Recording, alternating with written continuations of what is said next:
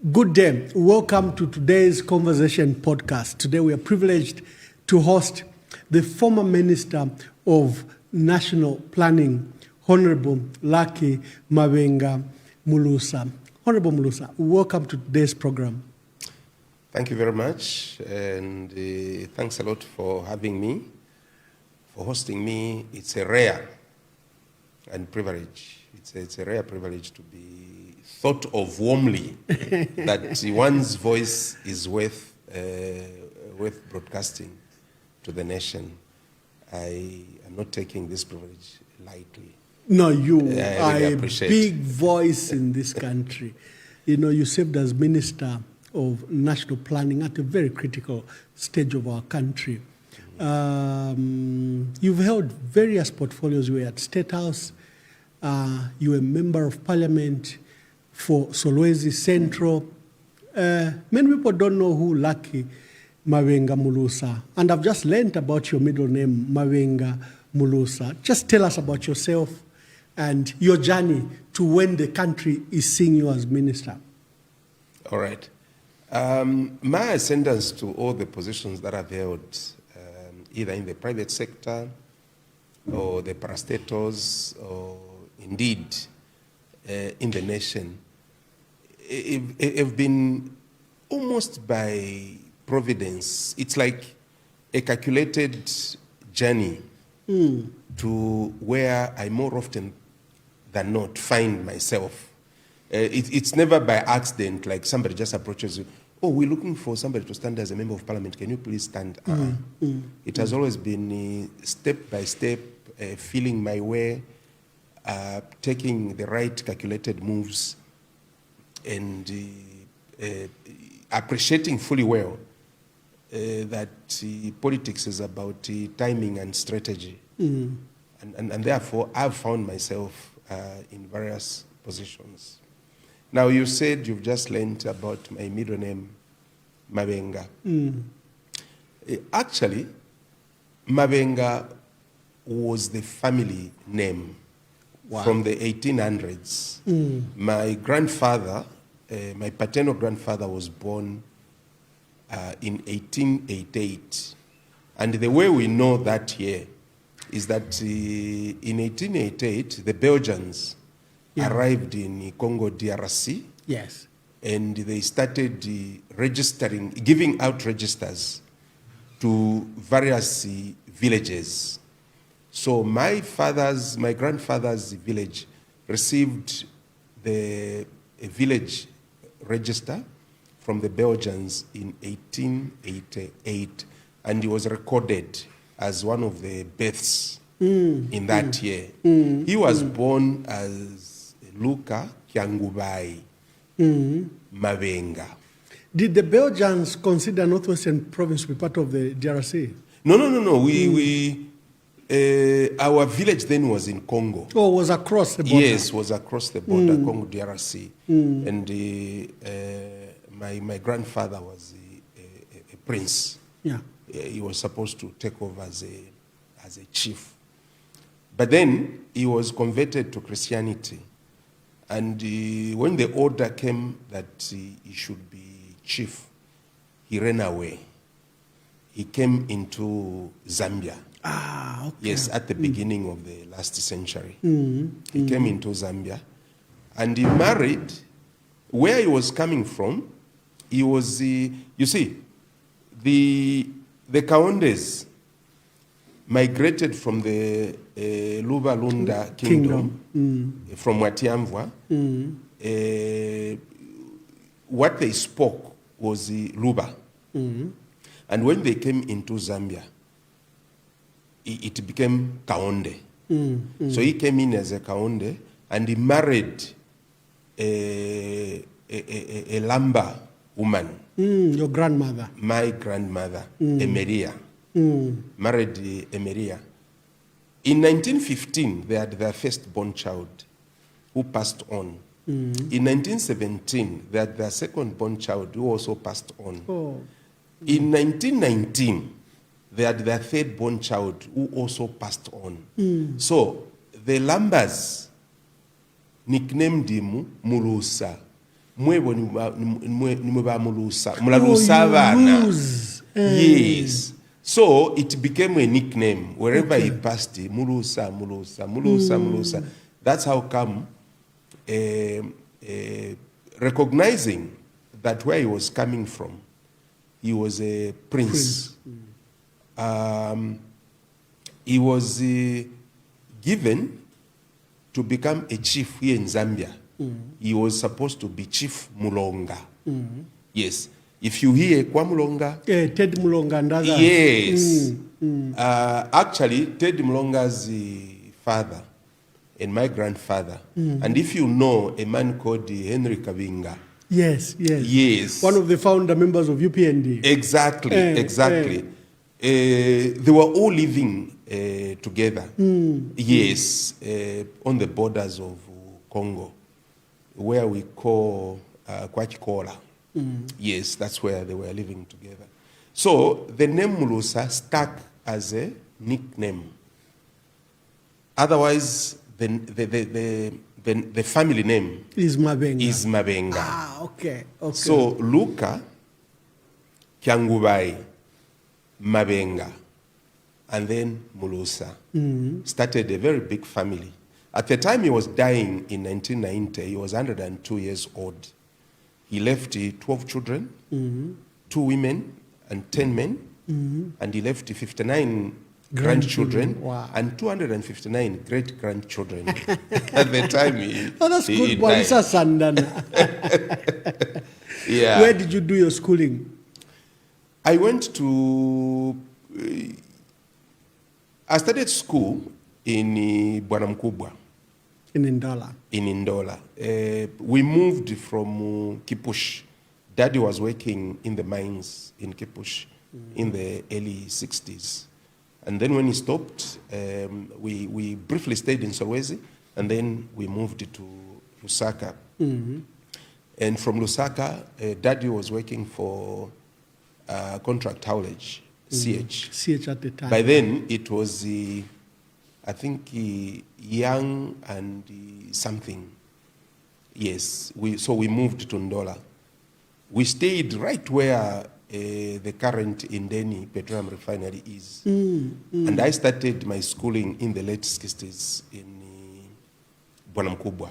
Okay. But then I was withdrawn from school for the simple reason that I was very young, and there was a rumor of Yengwe Arthur Davison, that they were capturing children to use them as guinea pigs. Yes, so I was withdrawn from school. I stayed at home for a while until we moved from Bwana Mkubwa to Kawama Township in Ndola. And I started my schooling at Intolo Primary School.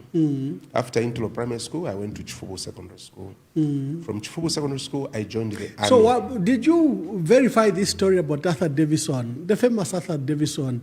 Because he was a medical pioneer in the area, but there were these rumors that he was conducting, experiments. And tests, yes. Yes. Well, rumors... Because it was so serious that they withdrew you from school. Exactly. I was very young. Must have started... Because I was one of those kids that grow up very fast. So I was always amongst the kids who were way ahead of me. Yeah, but then they realized, no, this is a kid. And I was withdrawn from school. Now, those stories could not be verified. The problem with the rumors in society is that they don't carry tested waters. A rumor is a rumor. If you've got a shop and a rumor comes out that you actually conduct rituals in your shop, the following morning, unverified, society will burn your shop down. Even you, if you are unlucky. Yes, they'll burn you as well. So it was a very, very serious rumor, and it couldn't be ignored because you are pitting a rumor against life. Yeah. So you can't take a gamble. No, you can't take a gamble. So by the time I was starting school, the friends that I should have been in school with were actually in grade 6. Yeah. That's when I was starting my grade 1 at G4 Secondary, at Intolo Primary School. So you missed almost 5 years? Yes, I missed almost at my. I actually took myself to school. I just heard that they were enrolling grade ones. So I quickly went and joined the queue to register myself. And when I could not speak about my mother, my father, with their backgrounds and that kind of stuff, the headmaster actually whipped me. The headmaster whipped me, and I cried and I said, all I want is to be educated. All I want is to go to school. Why are you treating me like this? So there was a lady, a teacher who brought disadvantaged pupils from the welfare society, who were older than those that were being enrolled then. Yes. So she called me and told me to join that queue. So I joined that queue. And I was registered, and I went to tell Mom. Yeah, because on that queue, there were no questions. There were no questions asked. They assumed you had no parents or you were disadvantaged. Yes. Yeah. So I was registered as a disadvantaged child. And I started schooling in the early 70s. Grade 1, finished grade 7, went to Chifu Secondary School. By the way, when I finished grade 7, I topped the entire Ndola. Wow. I was the best pupil. Yeah, I was the best pupil in grade 7, the entire Ndola. When I see the kids these days scoring more than I scored then, I start wondering, are they more intelligent than I was then? Yeah. At Chifu Secondary School, again, when we finished secondary school, I was second best in terms of the points that I scored, and I ended up as the deputy head boy. Yes, so my leadership role begins that far, quite early. In fact, from grade 1 right through to grade 7, I was class monitor. Now, here is the funny story. Yeah. Out of all the Mulusa family, starting with grandfathers, 12 children, 59 grandchildren and 259 great-grandchildren. I'm the only one who was named after him. Okay. He only named me after him. So my name was Luka. Luka Mulusa. Oh, so how did it become Lucky? This is why I'm saying that as I now transcend into the 60s, I should leave some of these stories behind. So what happened was, in grade 3, I think by the time you are going to school, probably, the syllabus had changed. But I know we read Old Mariana, we read all sorts of those stories. We read, of course, Jelita and Mlenga. But one of the very, very silly books was a story about Luka. Luka was a brown dog. He fell in a well. Oh. So in grade 3, I was harassed. Yeah. You didn't want to be Luka the brown dog. Yes, Luka the brown dog. And as a monitor, sometimes the teacher would leave you to lead the class in terms of new words. Yeah. So you are there with that big blackboard ruler. Yes, so the new words would be listed there. So the teacher excuses herself or himself, and you remain to show them. To supervise you. So what I used to do was, when I know that the word Luka is coming up, brown and dog are in a column away, I would excuse myself and give the what were you calling the female? The class monitor. Monitress? Monitress, yes. Yes, monitress. I would leave the class monitress to lead.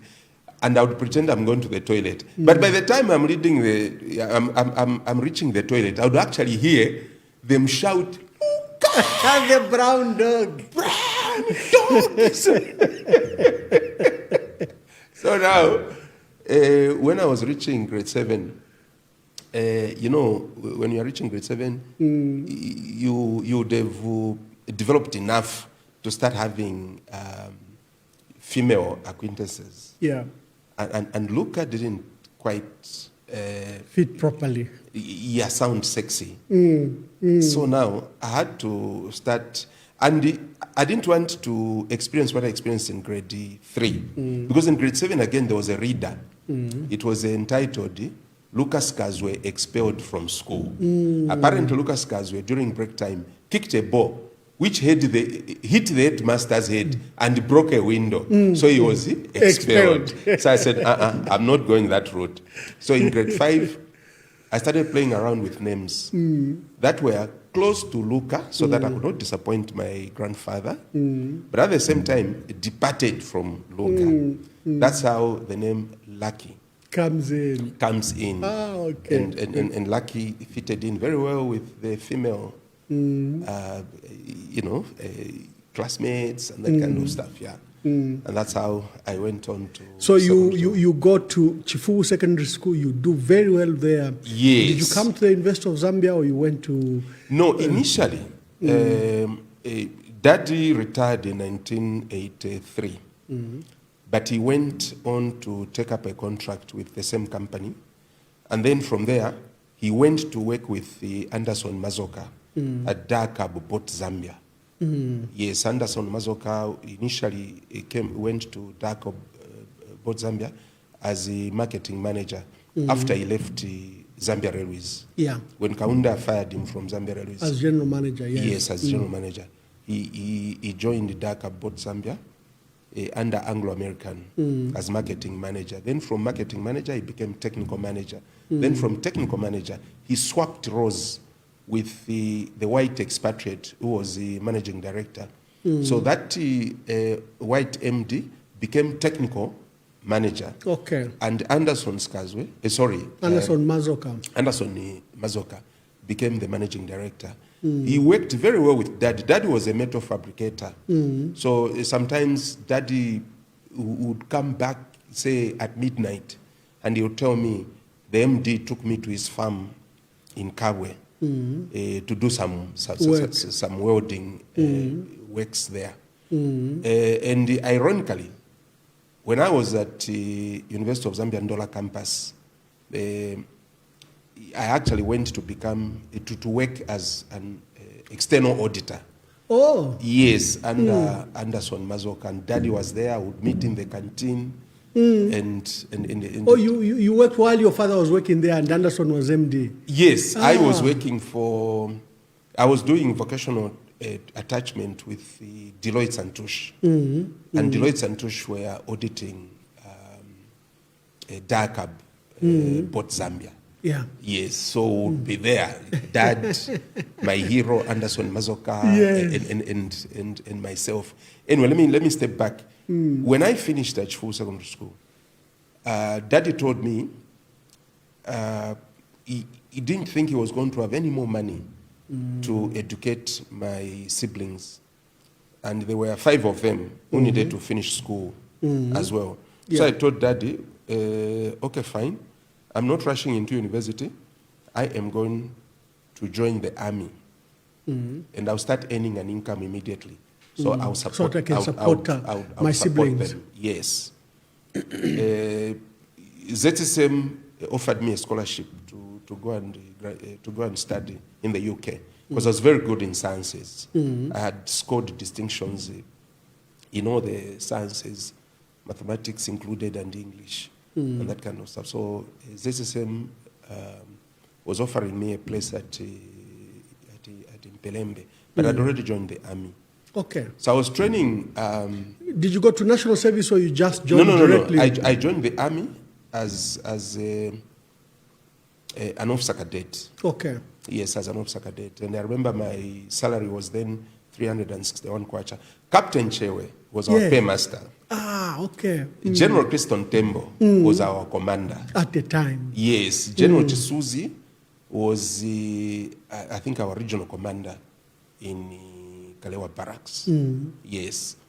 But then, just 2 or so weeks before being commissioned, Kaunda announced that to stop riots at the university, at the 2 universities, Ndola campus as well as Great East Road campus, he introduced meal allowances. Yeah. Yes, so that students could be buying their own food and preparing their own meals, rather than go to the cafeteria, find the food is not up to standard, and they start rioting and the university gets closed. Now, I was earning 361 kwacha. 60 kwacha was being deducted for meals in the army. So we were earning 300 kwacha, 301 kwacha net. But then, as a student, what the bursaries committee, by then I think there was a Mr. Chitundu, proposed was a payment of 2,750 kwacha per term. Wow. So that translated into 900 kwacha per month. Yeah. Against the 300 kwacha per month. For you, a salaried employee. Yeah, so I was already supporting my siblings with that 300 kwacha a month. But then the university was offering 900 kwacha a month. Yes. So I tendered my resignation. I left the army because I had in my hands an offer of a place at Unzando to go and study. Ndola campus at yes, University of Zambia, Ndola campus.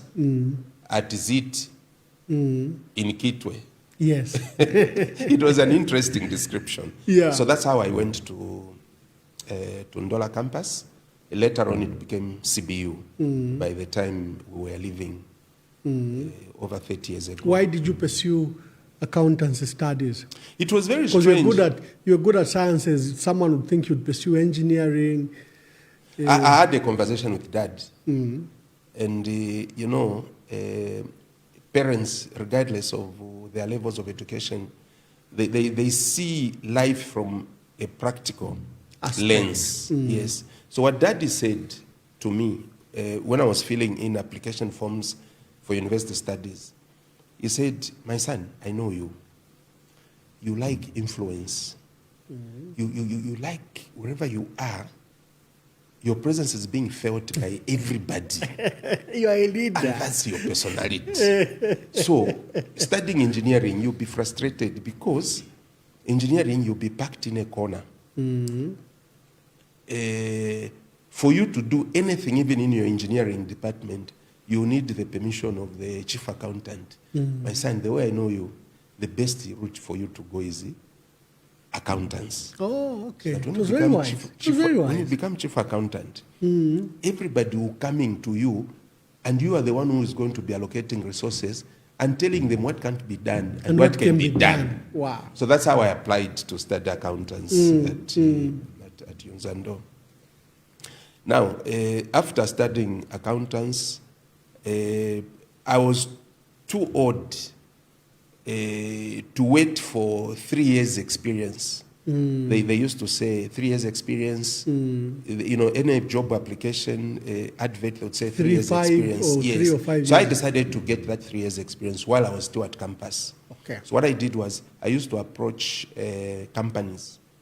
A lot of companies, I would approach them to offer free service. Audit services. No, accountancy services. I remember Mutende Investments. There were a lot of companies then.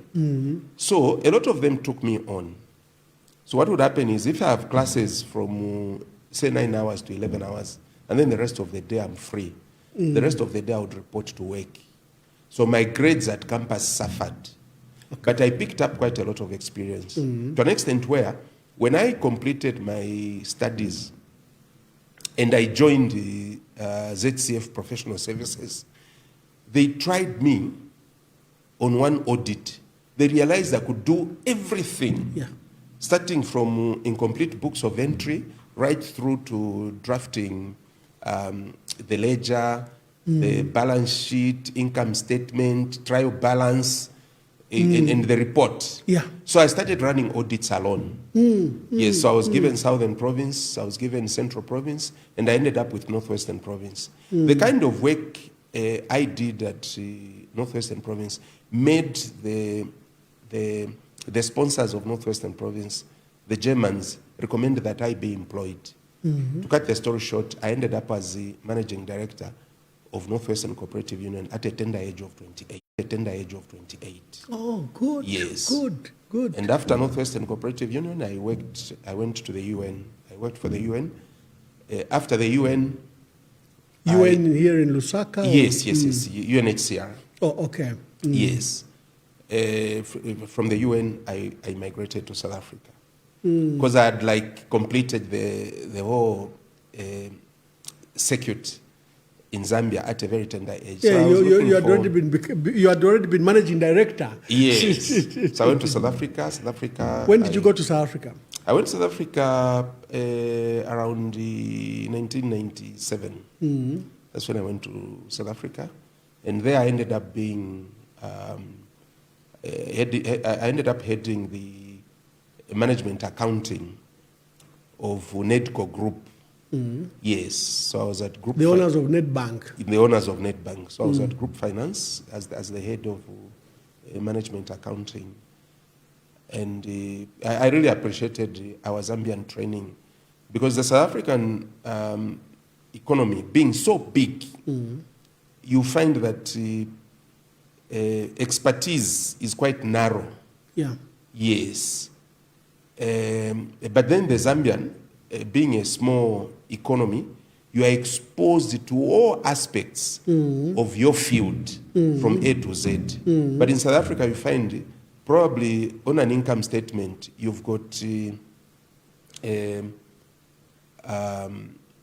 total sales, then you've got cost of sales, then you've got gross margin. You'd find that the entire certified accountant is only limited to those three lines. You know, that's where he's specializing because of the magnitude of the work and the magnitude also the size and the of their complexity companies, of the transactions. Yes, but you go into that scenario and you find that you've got knowledge right from the top to the net profit, including writing reports. Yeah. So it was very easy for me to quickly rise. Yes. And then from working as management, senior finance manager, management accounting, I sort of bent out. Yeah. I would report for work at 05 and you can't get off before 22 hours. So I actually bent out all the years. So I decided to take a break. I decided to go to further my studies. Okay. And to further my studies, to finance my studies, I took up a franchise called Hotel Formula One. Yeah, Formula One hotels Yes. there. So they trained me, me and my wife, and so if you diplomas. say you took up a franchise, that means they gave you a hotel to run. Yes, yes. I managed quite a lot of hotels in South Africa, Kimberley, Nelspruit, in Johannesburg, and also there's the last one that is south of Johannesburg. I managed all those hotels. I managed over 5 hotels. Okay. Yes. Okay. And then I decided to take a break and fund my studies using what I was earning from that franchise business. What did you study? I went to Stellenbosch University. There was a new program that was introduced. The program was the Master of Philosophy in Sustainable Development, Planning and Management. And when I read the profile of that course, I decided to call the professor. He was interested in what I spoke about, and I got enrolled as one of the first intake students for that course. I was the first one to finish, and when I was the first one to finish, while waiting to graduate, I decided to enroll for another master's degrees at Stellenbosch Business School. The first one was the Stellenbosch Institute of Sustainability. So I went to the business school and I enrolled for a master's in development finance. Okay. I said to myself, I'm a trained banker. Yes, that is from the private sector, and I'm an accountant. And I'm now a trained development planner. Yeah. So I now need to understand how you can fund sustainable development sustainably. So I enrolled for that master's degree. So I sort of concluded that round robin in terms of knowledge base, private sector, public sector, and the NGO sector in terms of advocacy. So after that, the Treasury in South Africa scooped me. The Treasury, for our audience, is the Ministry of Finance. Yes, the Ministry of Finance. They call it National Treasury there. Yes. So I was employed first as Deputy Director, Development Finance Institutions. So I was in charge of all the development finance institutions in South Africa. They were reporting into me. Like DBSA? DBSA, NEF, National Empowerment Fund, IDC, name them. They were, the major ones were about 12. Yes. So after that, they decided to shift me, increase my portfolio to become Director, Asset Management. Meaning that all the parastatals in South Africa and the development finance institutions started reporting into me. So I was Director, Asset Management. You were very privileged for a foreigner to head such senior position. Imagine for our viewers, a foreign national heading, for example, an important portfolio director at the Ministry of Finance. That's what you were. Oh yes, the beauty about South Africa, they didn't look at where you came from or who you were. They looked at your skills. Yes. And your skill set were proper. Exactly. That's why, you see, even America, if you look at America, there was a time when it was trending on social media where the American mathematics team that won the global award were all Chinese. Yes. I'm sure you saw it. Yes. What has made America be where it is because they look at your skills. I mean, Albert Einstein was not an American. No, he was from German, Jewish German. But they got him. And he did everything that he did. So you'd find that in America, none of the leading inventors are actually originally Americans. Yes, American they are usually. Yes, they are all scooped from all over the shore. And to survive in South Africa, one needed to grow one's portfolio so that when they want to remove you, they can't find a replacement. Like you were running financial institutions, Land Bank, and you were running state-owned enterprises that required maybe 4 or 5 expertise. In fact, when I left Nedbank, I was replaced by 4 chartered accountants. And I wasn't even a chartered accountant. You know, I only had my bachelor's here. But I grew my portfolio and made it so complex that you really needed so many people to, into whom to split the portfolio. So that's how I survived in South Africa. I would always grow the complexity of my But also portfolio. because we're colleague. You are given something and it's more, you want to do more. It's not that you intend to, because you want to work and work. Exactly. Like when I was at the Treasury, I mean, I authored the borrowing policy for state-owned entities. Now, why did you decide to limit or regulate their borrowing plans? Because lessons learned from the Asian tiger. The Asian tiger was brought down by the overborrowing of parastatals. So, not by the country. No. Overborrowing of parastatals and under supervision by policy makers. So for me, I proposed that we needed to craft that policy. They wanted to hire outsiders. I said, look, but I'm the one who has thought about it. Why should you bring World Bank here? Why should you bring anybody from anywhere? I'm the one who has thought about it, and I'm the one who has the idea. I'm the one who has the framework. So I was allowed to author that. What did you contain? What did you, in the framework, what was there? What were you trying to limit? Or what were you trying to give leverage to? Number one, we proposed that no entity shall borrow at a price higher than the sovereign is borrowing at. Okay. And if they are going to get a sovereign guarantee, we must make sure that future generations are not overburdened. There's what we call intertemporal equity. Intertemporal equity, for instance, it means that if NRIFA, there in South Africa, we call it SANRO. It's the one that regulates the construction of roads.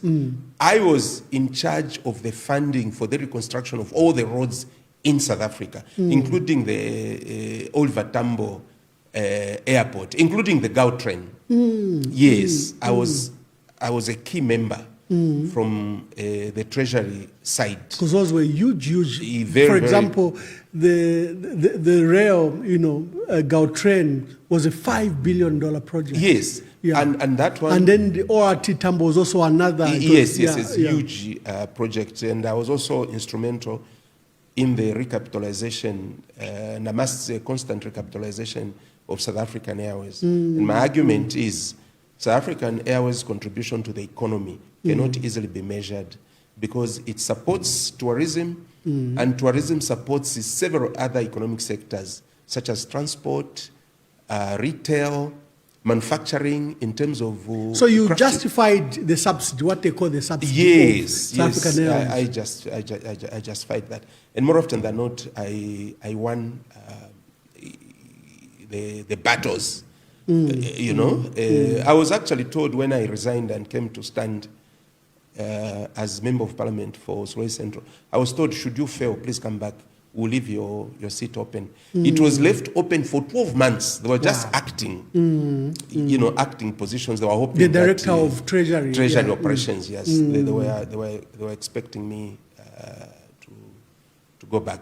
I mean, I worked under Trevor Manuel. Yeah, excellent Minister of Finance. One of the best ministers of finance. Yes, Leseja Kanyaga, now the governor. Of the Reserve Bank. Yeah, the Reserve Bank, as they call it. And I really appreciate my stay in South Africa. I was highly trained by South Africa. I remember I authored a report where banks complained against me that I was stifling innovation. Private sector growth. Banks, yes, I was stifling innovation. Why did they say that? They said that because as Director of Treasury Operations, I insisted that the banks needed to stop the practice of having estate agents who were given free mandate to recruit 2-3 people to buy one property.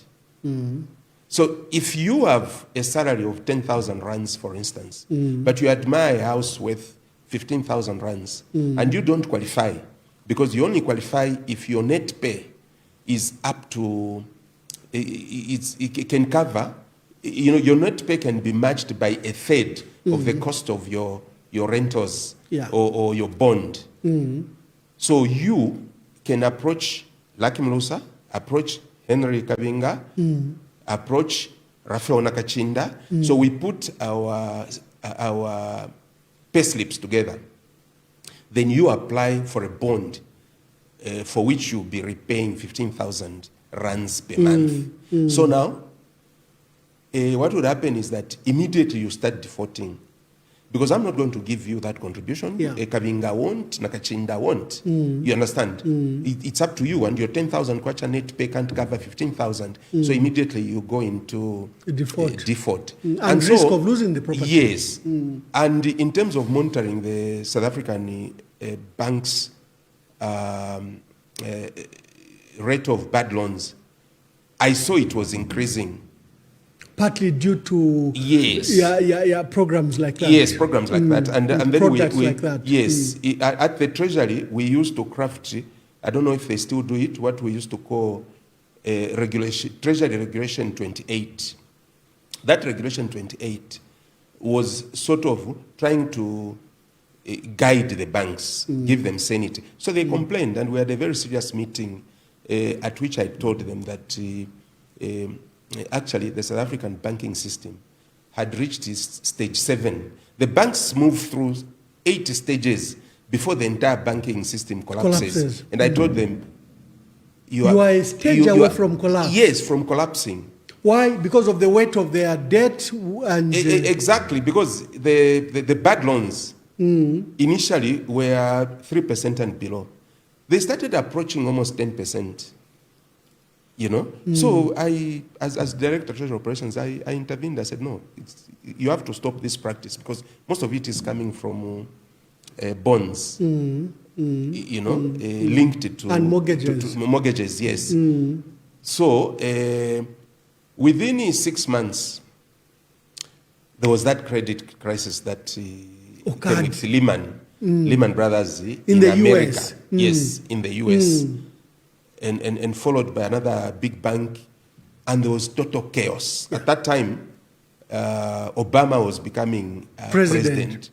So Minister Trevor Manuel called me and said, Lucky, how did you see? How did you foresee? Foresee it? I said, well, come on, I'm trained. So the South African government sent me to UK. Yes. I was attached to Goldman Sachs. Yes. Yes, I was attached to Goldman Sachs. To go and learn more about how to make the South African financial sector more resilient. Yes. How we can fight that. Yes. So I was trained by Goldman Sachs, and I met this Dambisa Moyo. Oh, Dambisa Moyo. Yes, she was at the Goldman Sachs at Goldman the time. Sachs in London. Yes, yes. We were together there. So you have this high-flying career. You are director in one of the biggest economies in Africa, in South Africa. Why did you choose to abandon the good pay, the good life, a significant career progression? You just stand up in Solwezi and you said you wanted to stand in Solwezi. Just lead us to that. What made you make that decision? Was it your decision alone? Were you in touch with our country while you were in South Africa? What persuaded you? Well, I'd always had this desire to get back and apply what I'd picked up, apply it at home. So I had a conversation with Mrs. Maureen Mwanawasa. I was very close to President Mwanawasa. Oh, was he consulting you? We used to spend quite a lot of time together. Consulting me? Yes. We were very close because going back, when I went to university, I became a student leader. Yeah. I needed a mentor. By then, Mwanawasa was very famous in terms of law practice. So I went to his office and requested if he could be my mentor. So as a student leader, I consulted him quite a lot. That relationship continued. And whenever he came to South Africa, he would call me and we would spend quite a lot of time together. Okay. So I told Mrs. Mwanawasa that I felt like I needed to get back home. So he told me to say I needed to touch base with the grassroots. He gave me a couple of names, one of which was Frank Walia.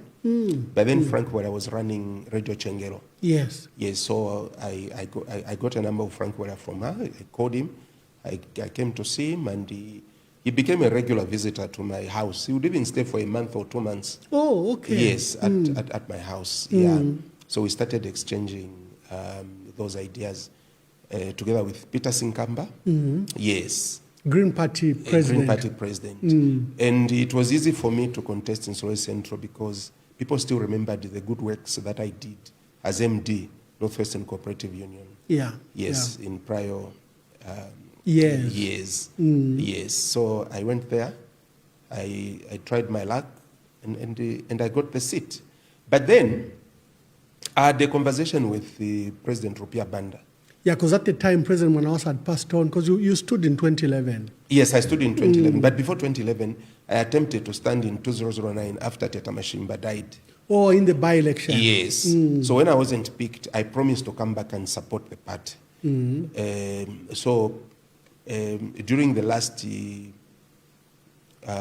rally, President Banda remembered, say, "Nanga ulamnyamata, ekamba kuti although some namuchite adopt azawela atitandiza alikuti alikuni Muchima looked for me, fished me out of the crowd and took me to him. So he started interviewing me about what I was doing. Elijah Muchima. Yes. He started interviewing me about what I was doing in South Africa. I explained to him, and he said, "Look, should we fail to get this seat, in 2011, I'll make sure you're adopted. Oh. So that's how I got it easily. Okay. And he supported me quite a lot. President Banda supported me quite a lot during the campaigns. Yeah, because it's one of the few seats that the MMD won in areas that were now very strong by the UPND. Yes. So yes, you were also a very strong candidate. Exactly. And, that area was all being won by UPND, but you won that seat. Exactly. Exactly. But as soon as you win, President Rupiah Banda loses that election. Every time we review this, it's a mystery to many because the economy was doing very well. Rupiah Banda had foreign reserves. But I think MMD was tired. It had been there for 20 years. And issues of corruption, and our people booted them out despite a good economy. So you're a member of parliament and you find yourself in the opposition. Yes, I found myself in the opposition, but what I decided was to help with the PF.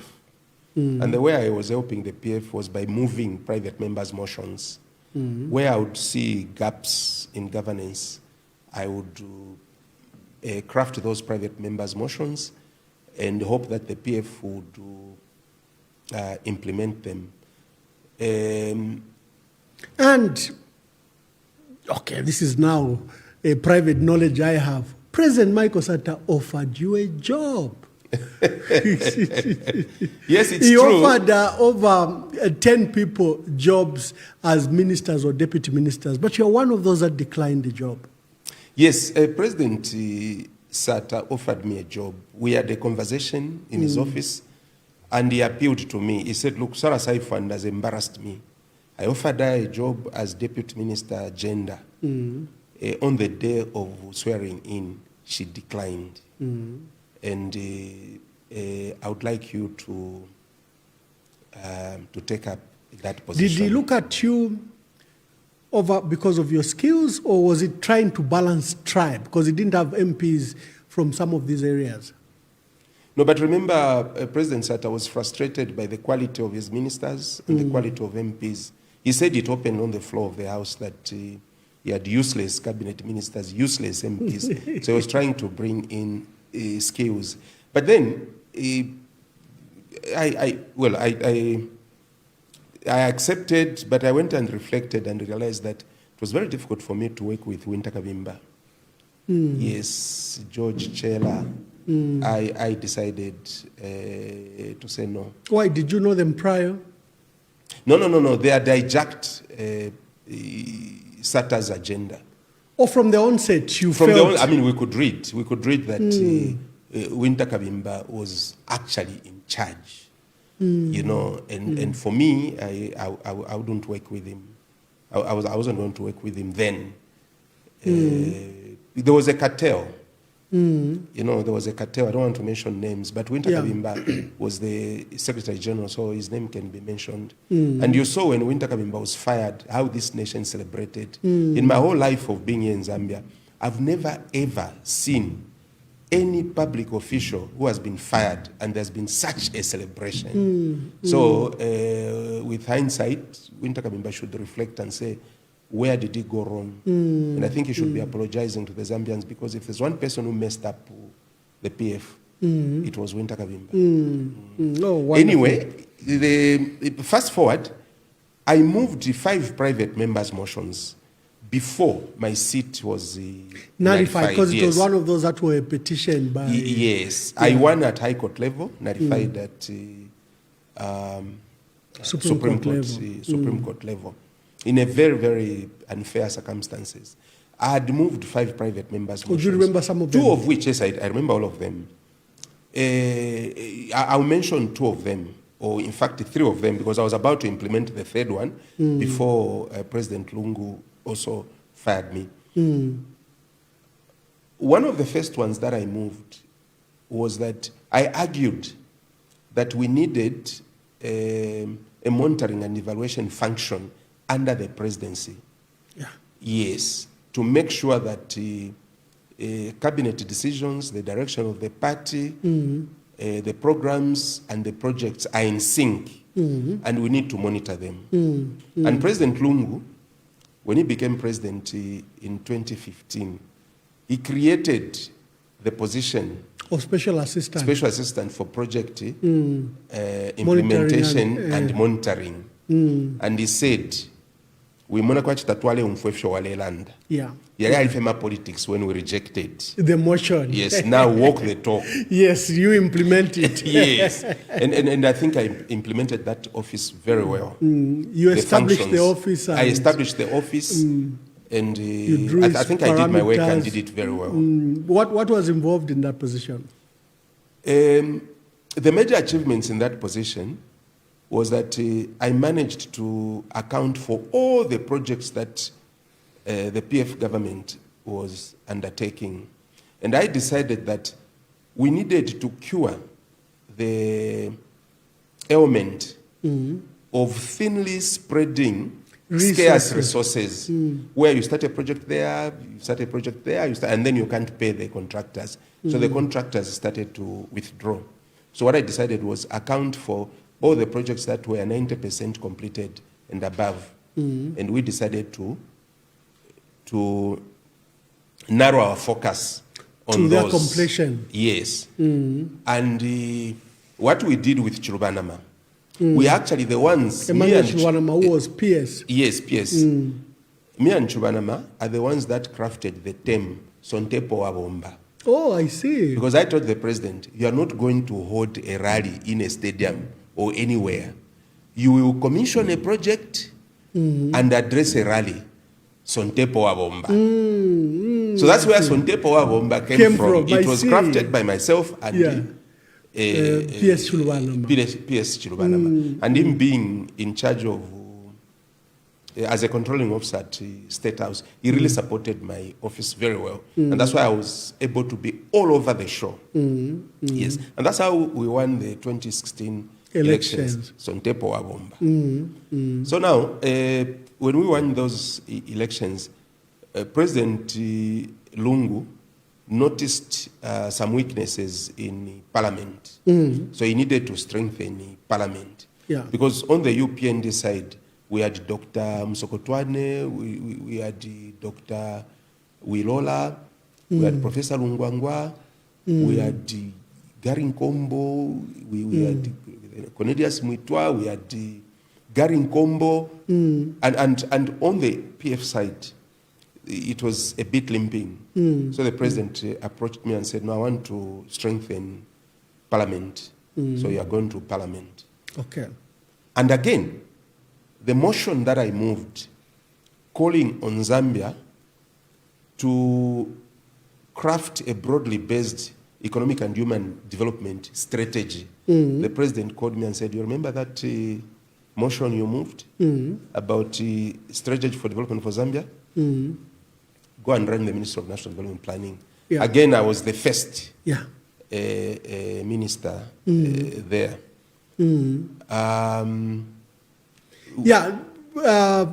National planning has a history in our country. It's always been under Ministry of Finance.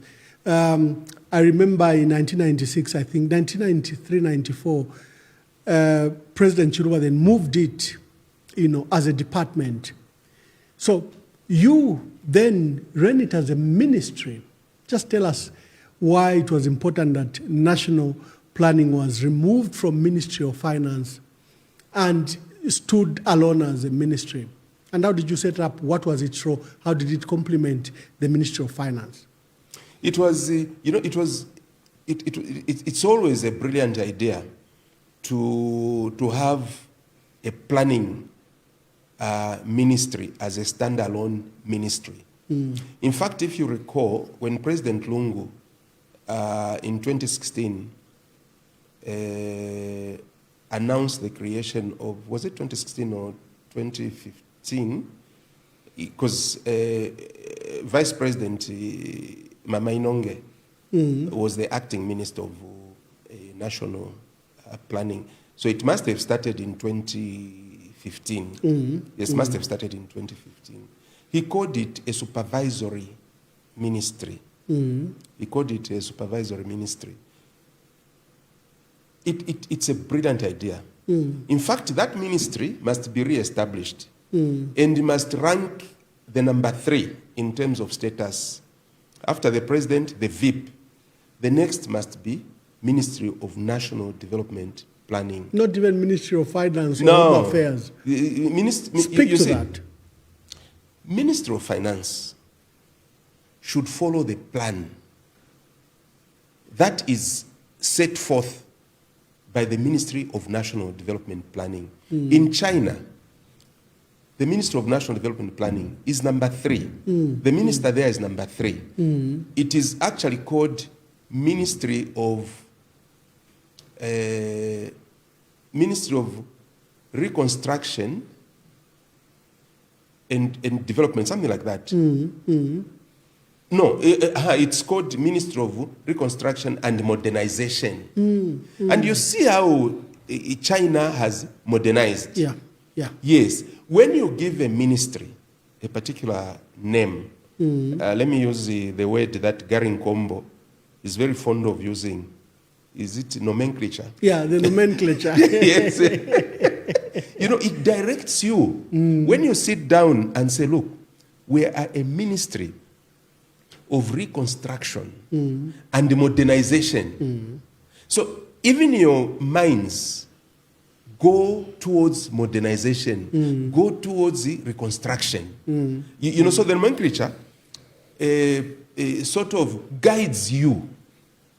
You know, I remember when we went to China and I was leading provincial ministers. Yeah. Yes, we went there for, you know, to learn about how China is actually set up, how they set up their governance and their economic management. Whenever I was introduced as the Minister of National Development Planning, the entire focus shifted to you. To me. Yes, it shows how they recognizing the role of their Ministry of National Development Planning in their country. Exactly. Now, when you come to the Ministry of Finance, the Minister of Finance's role is to craft fiscal policy, you know, and basically as a cashier, you know, and it's more or less at the same level as the central bank, because the Reserve Bank now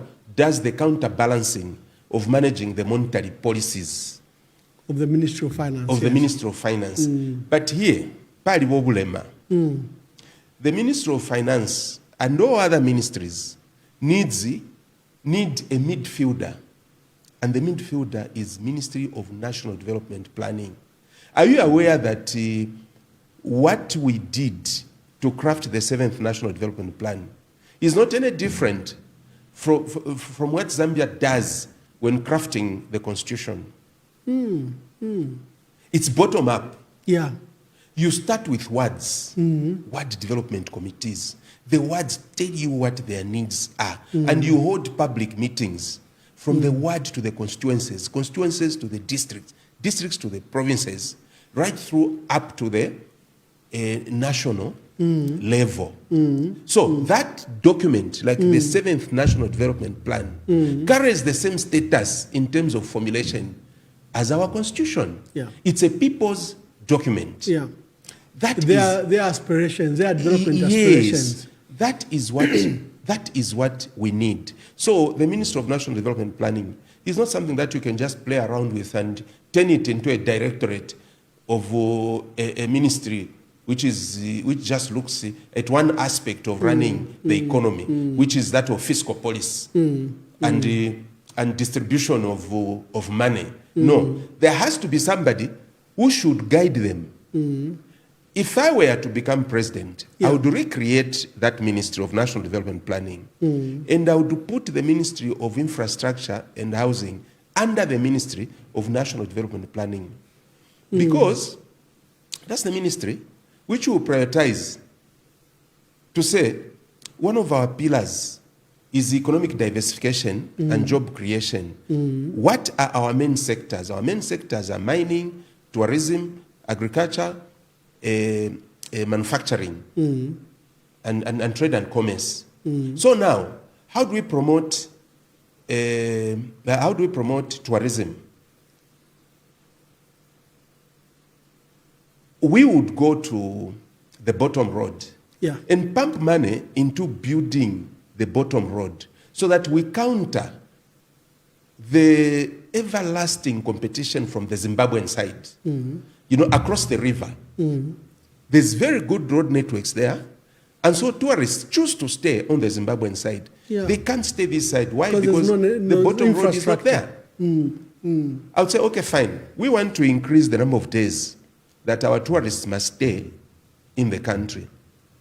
Our tourists actually spend a total of 4 days. 2 days in Zambia, 2 days traveling. Yeah. They fly in, they go to Livingstone, they see the Victoria Falls. The following day, they just go in the markets, they buy the crafts. The next day, they fly out.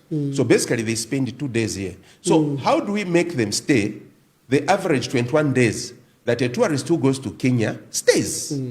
We need to promote and develop the northern circuit. Yeah. We need to make sure that from Samfya through Mansa, Kashikishi, Chiengi, Nsumbu, they go to Kasaba Bay. You understand? Then they can come back, they can go to Shuangandu. From Shuangandu, they can go Kwanabwalia and see the richness of wildlife. From there, they can go to South Luangwa. Yes. Others can start all the way from Kaleni Hills, where the Zambezi starts from, and have boats.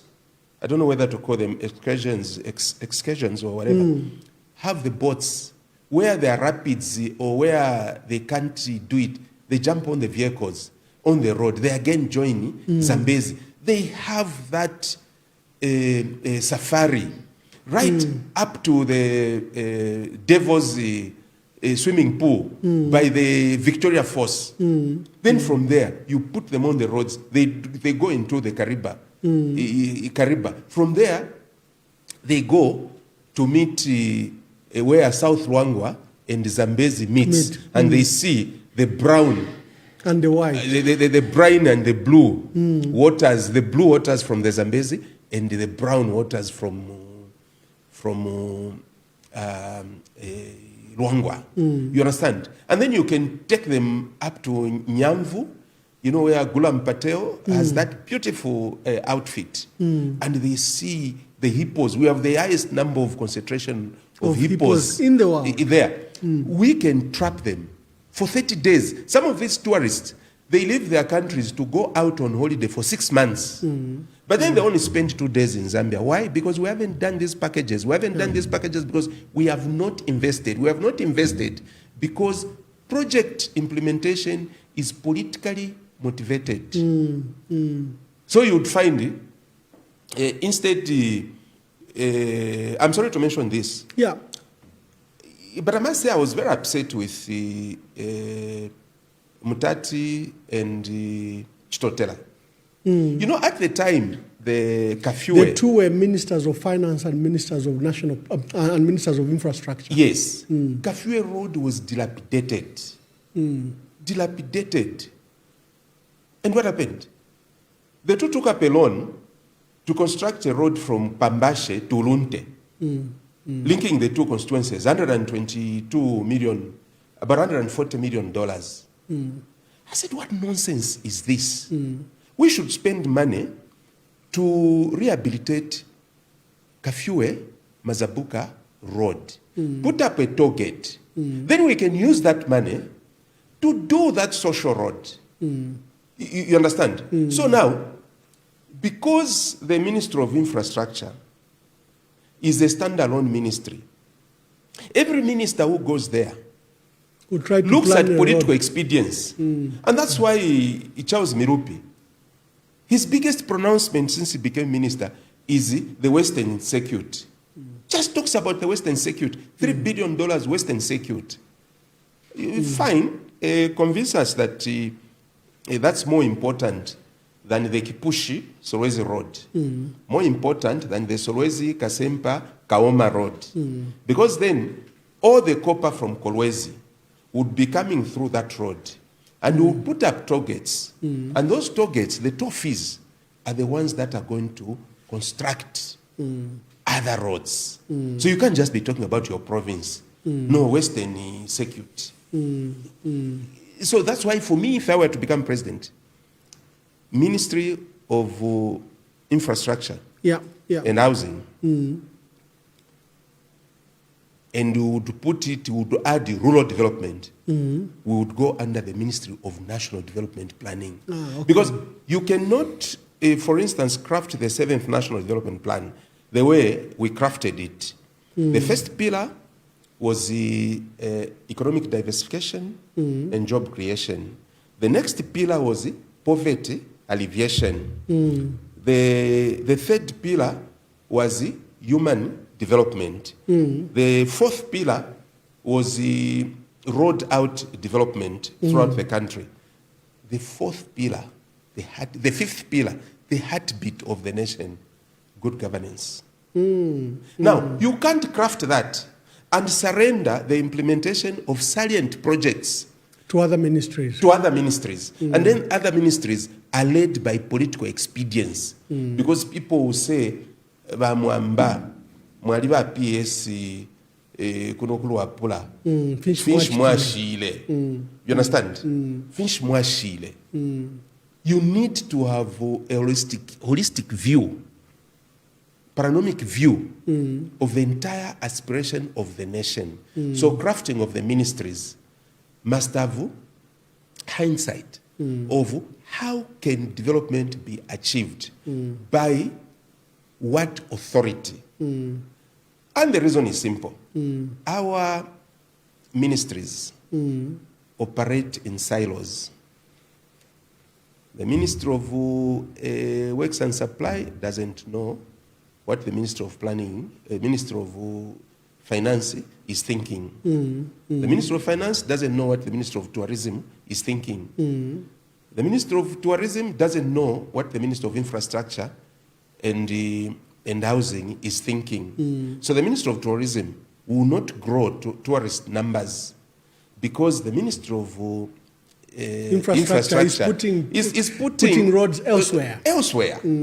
The Ministry of Agriculture will not achieve its targets of increasing security food levels because the Ministry of Housing is not giving it the necessary feeder roads. You understand? So you need that midfielder and give that midfielder the role. The coordinating role. Supervisory actually role. But when I was there, I removed the word supervisory and I put coordinating. Because avera jini kapata asinate iwe kama Mulusa iwe nuwa kula tukita supervisor kakuporona mwachi that's it to achieve a buy-in. I told the guys at the ministry, Dr. Simon Meet, just get that note. Yes, I told him, please drop the supervisory and put coordinating. No, I think the supervisor is the president and the vice president. And it actually complains, say, Mr. President, to achita report kuli imwe, tuawela to achita report kuli ba mama inonge, na kuli kamulusa. Now, we come to the part, at least you've told us your life and your experiences, your skills. Let's look first, chart the way forward for our country. First, by reviewing our president. What are your thoughts about Dr. Kaunda, his development plans, his strengths, his weaknesses? What could he have done better? Well, you see, each of our presidents operated under unique circumstances. Operated under very, very unique circumstances. What President Kaunda should have done better should have been being more inclusive, should have allowed the likes of Kapwepwe, the likes of Nkumbula, the likes of Mulemba to stay longer as part of the team. I'm mentioning unique circumstances in the sense that it was very easy to be destabilized under the Kaunda period it was very easy to be destabilized due to the geopolitical factors at play. Coup d'etats were the order of the day. In Africa. Yes, coup d'etats in Africa, especially in emerging democracies, was the order of the day. And that quite destabilized a lot of nations. And you see, when you, in terms of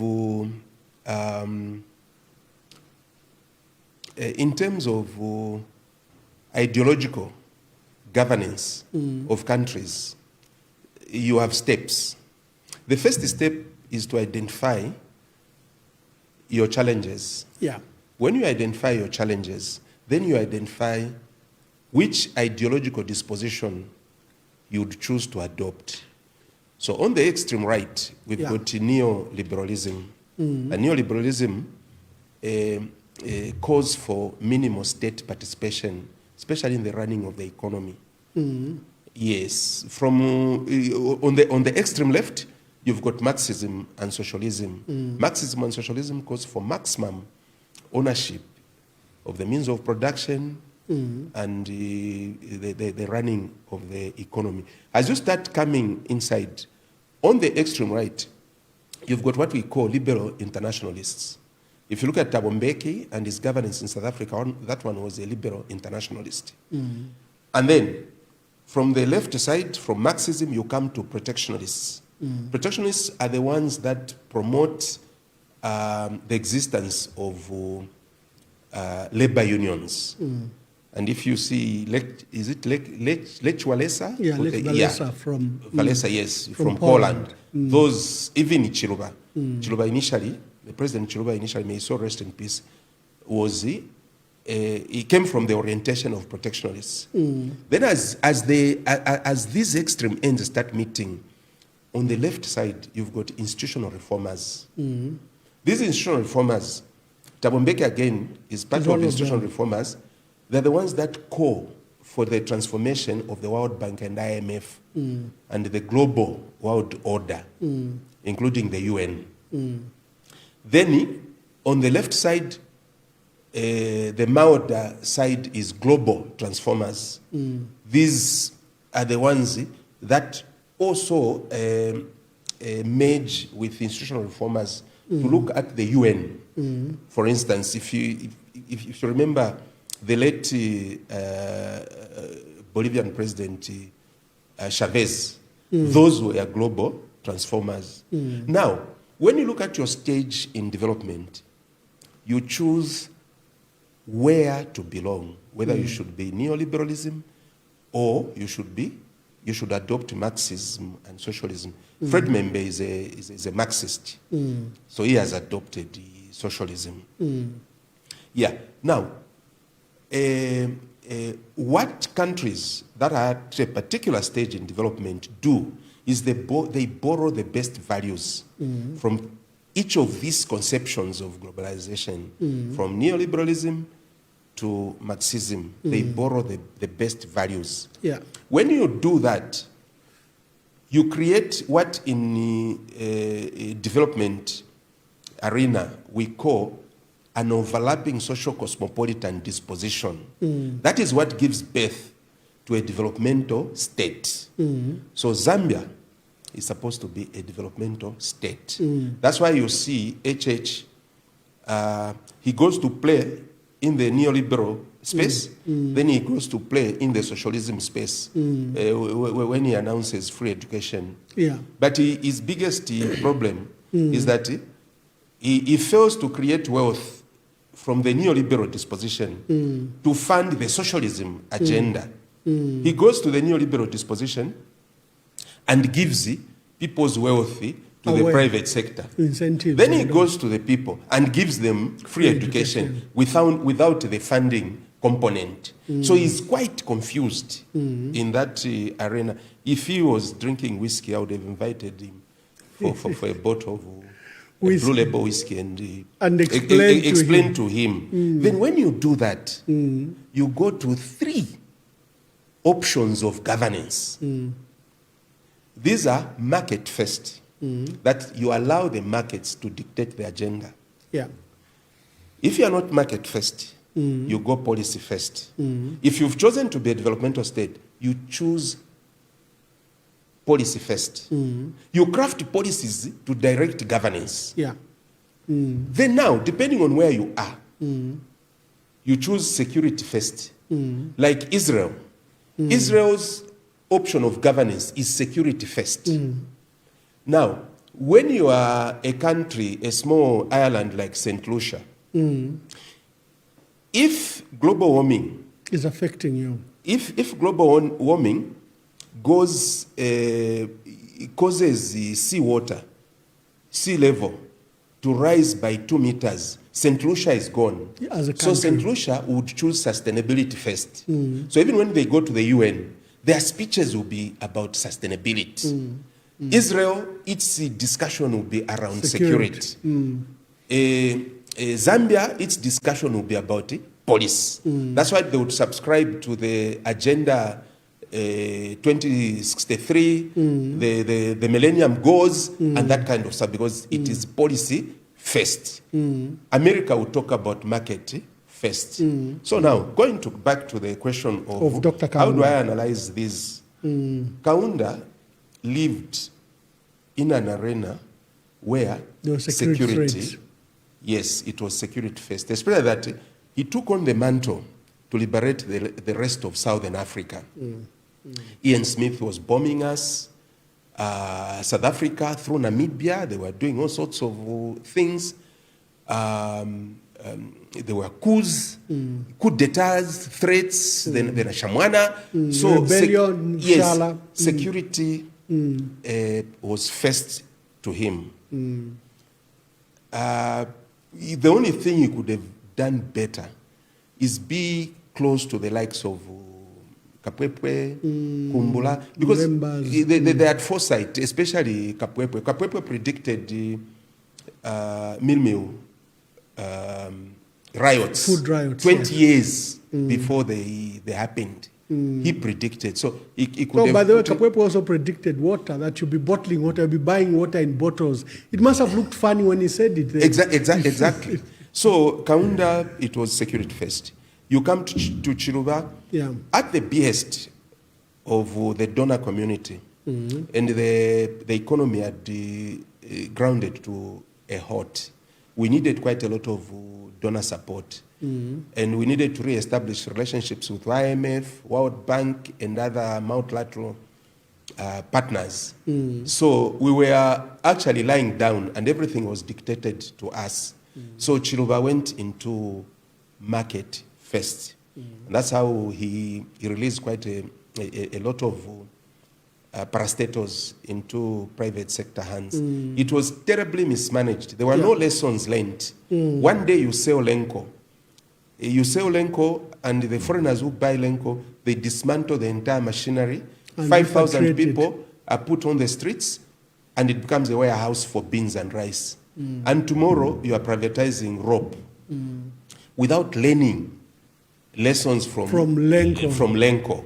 Yes, so it was a badly mismanaged process, and those that participated in it, I hope that one day, before they depart this earth, they will actually write an apology to Zambians on how they messed up, on how they were so careless.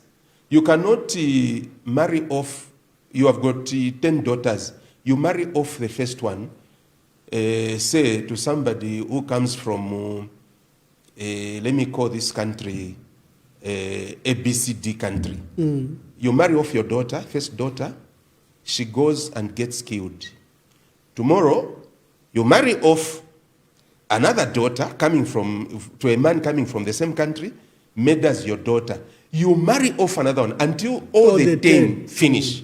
So that one was one of the worst. The privatization program calamity that has ever been done to Zambia, because we have failed to recover from the industrialization level that we simply rubbed off. So that was Chiluba, Mwanawasa. The IMF, who pushed this liberalization policy, they've actually learned lessons, because this policy, the structural adjustment programs that were pushed by the IMF was so devastating across Africa that it literally deindustrialized us. We had 325 state-owned enterprises, thriving state-owned enterprises. And can you imagine Indeco at one time was somewhere between number 400 or number 500 on the Forbes list of biggest companies in the world. Corporates. Yes, in the world. It was listed on the Forbes 500. That's how strong we were. Industrialized we were. That's why I'm laughing at your brothers in South Africa who are now trying to do what we did. They're trying to sell ESCOM, South Africa now is, and everything else. And I wish that they could come and learn from here.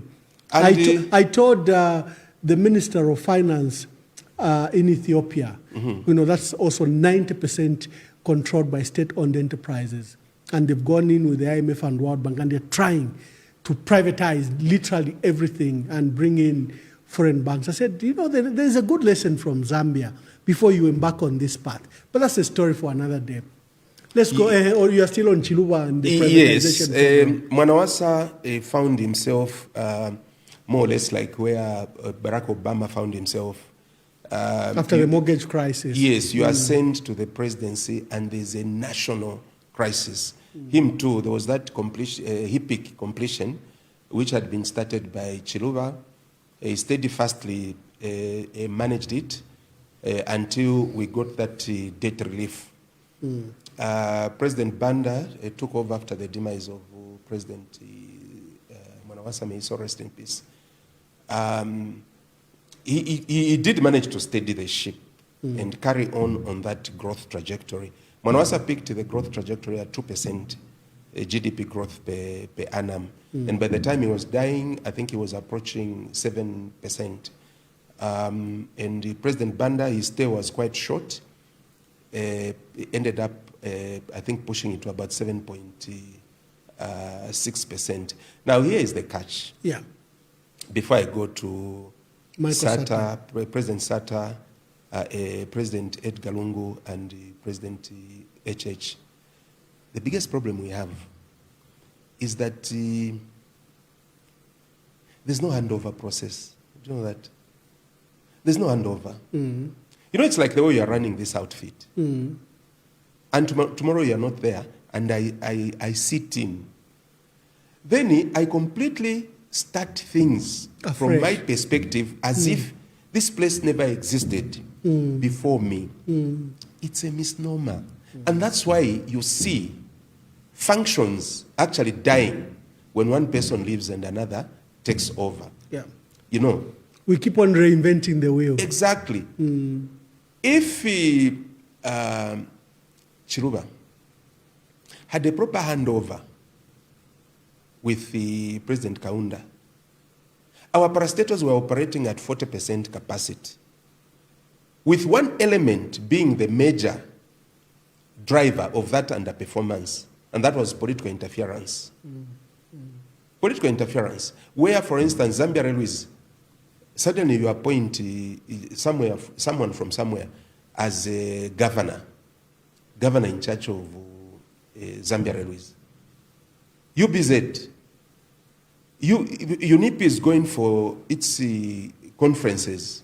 All the buses are redeployed from income-earning activities to transport cadres to Mulungushi Rock of Authority and park there. If they're going to be there for 2 weeks, you just have to wait there. Superloaf is made to be supplying bread. Mulungushi Textiles, Mulungushi Textiles and Kafue Textiles, they are made to print Chitenge material. Just removing political interference, our parastatals would sprang to over 80-90% operational capacity levels. So, Kaunda would have told Chiluba, the IMF, I broke away from them because what they were asking me to do isn't sustainable for our people. So don't do this. Just don't use MMD. You don't siphon resources from the parastatals. using the MMD. Stop it. That didn't happen. When you look at Mwanawasa and Chiluba, there was a bit of continuity. Yeah. Because there was the same program that Chiluba was doing. And they were from the same completion. party. Yes, and from the same party. And so was the Arabis. There was a bit of continuity from the Mwanawasa. Arabi to SATA. In the sense that what Arabi's administration was calling Formula 1, SATA came and called it Link Zambia 8,000. So that reconstruction of our infrastructure was well-meaning to the economy, because at that time, the Chinese economy had gone through overheating stage. So it was slowing down. They were not buying as much copper as they were buying because they had stockpiles of copper. So copper prices plummeted. Yes, copper prices plummeted. So we started picking up less amounts of taxes from our mining sector. Now, what you do to the economy, when you're running an economy, when the economy is going down the trough, you start reconstructing it. You use that time to reconstruct it. And those jobs that you create during that time are the ones that compensate the jobs that are lost due to low economic activities in a certain sector. Yes. So SATA's takeover of Arabi's administration was quite perfect. The only problem is that a cartel came in. The cartel came in and they hijacked all the functions that were happening. And after that, now corruption also crept in, and there was also not properly prioritizing the infrastructure development. When His Excellency President Lungu said, "I have no vision," what he meant is that I'm not bringing anything new, different from my party program. So his was an accident of semantics. But what he meant was he was going to continue with the infrastructure rollout that SATA had started. But his continuity was continuity with change, in the sense that he was going to do it smarter. And the smarter way that it was done was, for instance, my participation at ensuring that those projects that were 90% completed and above were prioritized. And we introduced the toll gates. We introduced the toll gates because we didn't have the money to pay the contractors. So these 4 toll gates around Lusaka, the first 4 toll gates, we were using the monies to pay the contractors. Now, our brother HH comes in very annoyed, like this, the state never existed before he came in. He came, did not just kick asses, I'm sorry to say that. He kicked asses of institutions as well. He dismantled the Ministry of National Development Planning. Big mistake that he did. Created all sorts of things that really do not make sense.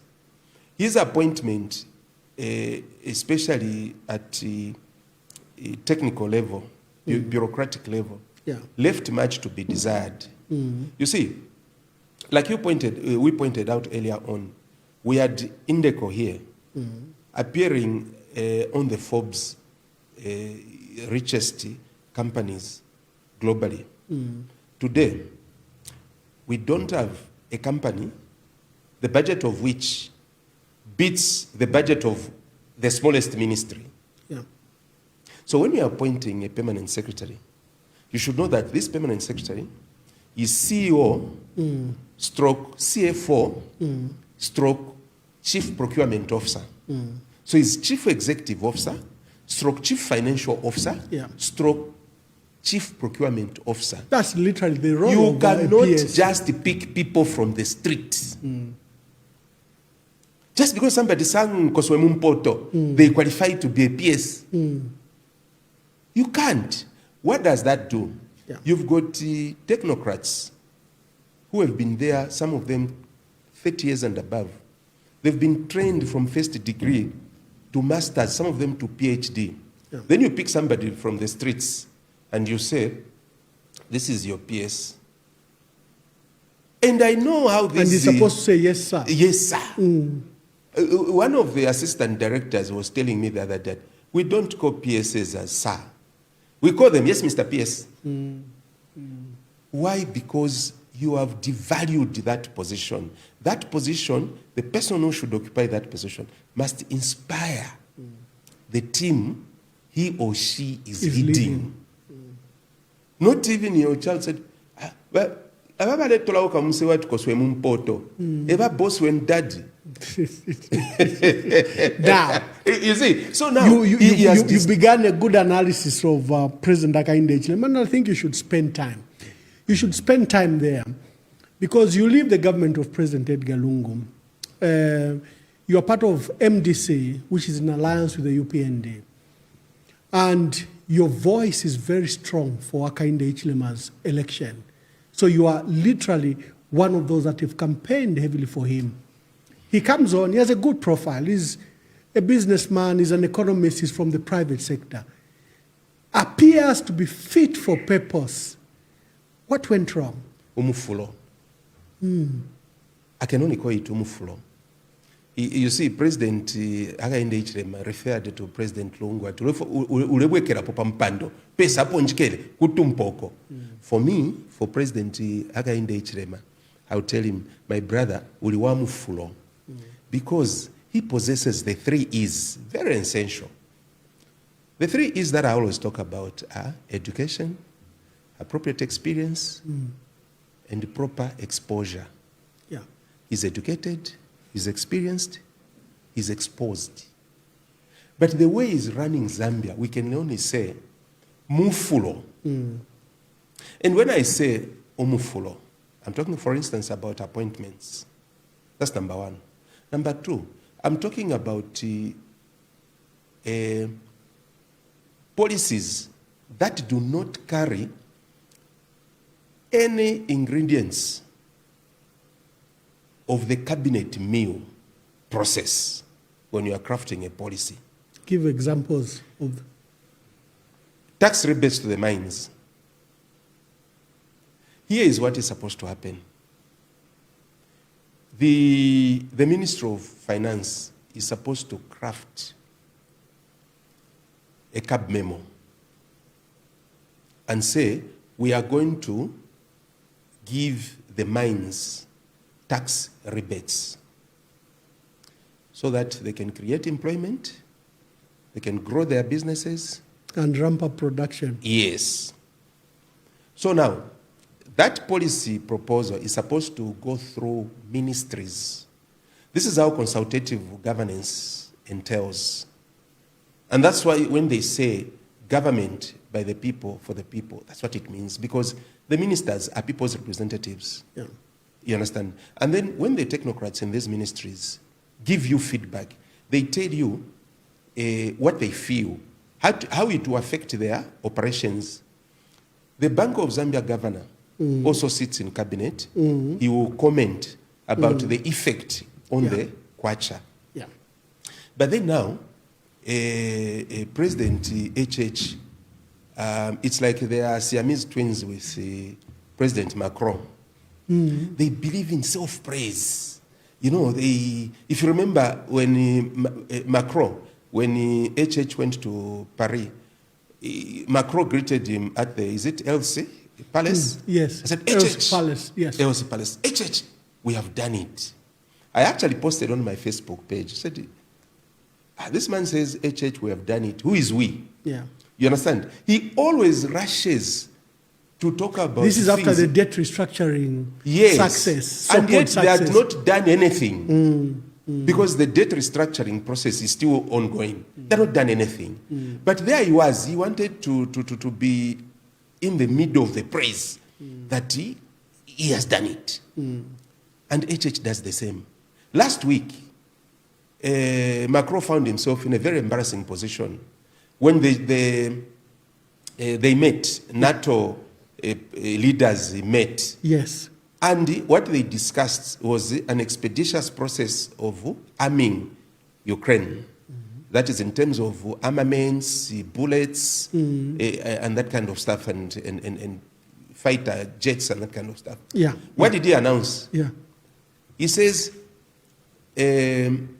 deploying NATO troops in Ukraine cannot be ruled out. And everybody said, so what we said. Yes, because that's a declaration of war with Russia. He said, no, that's not what. It was very, very embarrassing. So you see, these two have personalities of wanting to sell themselves, sell their images before the intricacies of the decisions they are coming up with. Let me just finish this point. Yeah. When President HH announced that we are giving tax rebates to the mines, I refused. I said, this is not a cabinet decision. Yeah. It's his own personal decision. Because a cabinet decision will be crafted as follows. We've decided to give rebates to the mines over the next 5 years. And over this period, the income loss will be $5 billion to the country. However, the mines are expected to ramp up production, increase the scope of their projects, and copper production in this country will move from the current 750,000 metric tons per annum to 3 million metric tons per annum. If 750 million tons per annum is bringing us so much taxes, 3 million will bring us so much. And the many people that will be employed, we expect 50,000 or 100,000 jobs to be created by that ramped up production. And pay as you earn, that will be collected from the 100,000 workers. Totaled together, including corporate taxes, will give us $13 billion over and above the $5 billion we are going to lose. That is how a cabinet transmission is crafted. But then you just said, we have given them tax rebates. How much? We don't know. Over what period? We don't know. And the agreements are secret. Exactly. The agreements are secret. And what happened? 6 months after that announcement, Kansanshi Mine laid off workers. Just 6 months after that, Kansanshi Mine laid off workers. And in any case, why should you give entities tax rebates when they've been cheating on taxes? Because now, if you are able to read in between the lines, you can actually tell that the Bank of Zambia governor is actually frustrated with HH. He's very frustrated. He's frustrated in the sense that he came up and said, we don't have enough dollars to cover the kwacha. But come on, you've just given the mines the dollars. So where were you as Bank of Zambia governor when the president was announcing giving rebates? Then Dr. Fundanga, the ZRA, former governor of the Bank of Zambia, and the ZRA chairperson, says we don't have enough capacity to audit their mines. They are cheating on taxes. How do you give somebody tax rebates who is cheating on taxes? Now, I interacted with the mines, first as a member of parliament, when I was a part of the committee of estimates. Yes. And I also interacted with them as the special assistant to the president. Yes. As an advisor to the president. Yes. And I also interacted with them as Minister of National Development Planning. My brother, I'll tell you, and you can go to the Chamber of Mines. There's no single mine that has ever written to the government asking for tax rebates. Never. So why are we giving it to them? What is the motivation? What they ask for is tax regime predictability. They want fiscal policy predictability because when they are going to raise money on the capital markets, in their brochures, they state the state of the economy and the regime and the way governance is managed. So they will say, look, we want to start a project that will last for 20 years. So the money we are raising is for 20 years. During these 20 years, we will learn from the past that this government, the Zambian government, has never just woken up without warning and changed its fiscal policy. So its fiscal policy is predictable. Taxes are predictable. So we expect that corporate taxes staying at 35%, mineral royalty tax staying at 6% for the next 20 years, we will be able to generate enough income to pay the investors. Then the investors will invest. The mines have never, ever. I will apologize if at all a document can be produced that the mines actually asked for tax rebates. They never. Now, you are asking a question, very important question. On tax rebates for the mines, like you are saying, we should have seen a cabinet memo, cabinet study justifying why that should be done. What we saw is a private sector document from your dear brother, the professor, justifying the investment that Kansanshi will do and the jobs that will be created. Just speak to that. Because having been a minister, like you are saying, a major policy shift of tax rebate would have required to be supported by government study, maybe from the Ministry of Mines and Ministry of National Planning and Ministry of Finance. Then it's brought to the colleagues before the president in cabinet, where the policy is justified and then approved, and then the tax rebate is given to the mining sector.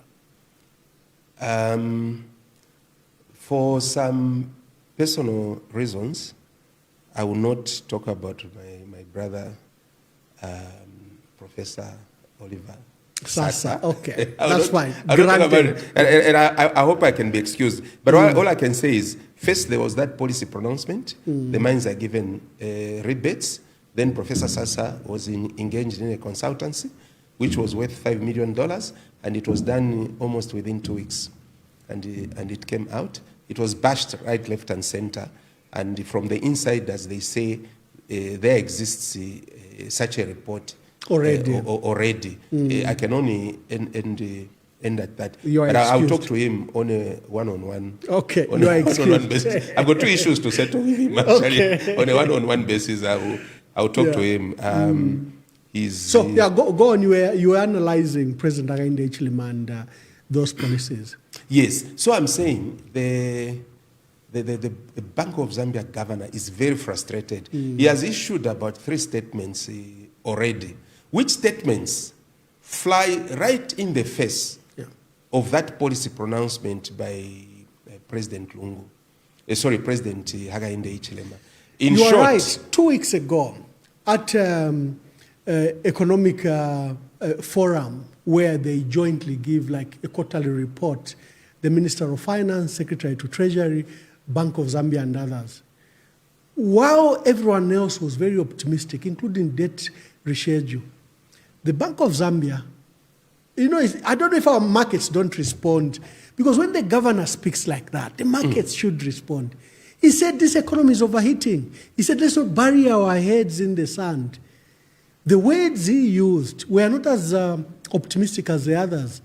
And he has been in trouble before. I think that's how he lost his job earlier in 2018, 2019. Because he went on Sunday interview and said, look, we are paying more than we can afford. Our debt is choking us. And you expected the central banker to give confidence to the economy. But he says it as it is. Even now, he says the economy is overheating. No, this economy is actually not overheating. It's the opposite. When you say the economy is overheating, from the way I understand it, from the economic point of view, and I gave an example of China. Where China went into massive overproduction of goods. And they were expecting that roll out of goods. But then the uptake the global uptake of Chinese products was slowing down. Yeah. Was slowing down. So overheating means you are overproducing and you can't release it. You know, the throughput is stopped. You understand? In our case, so the machines are running. Yeah. You are importing raw materials. You are pushing that raw material into the mill, but the throughput is stopped because the market can't take what you are producing. It means the economy is overheating. So you slow down. You stop importing raw materials and you start a process. Yes, you scale down on production and you start the process of getting rid.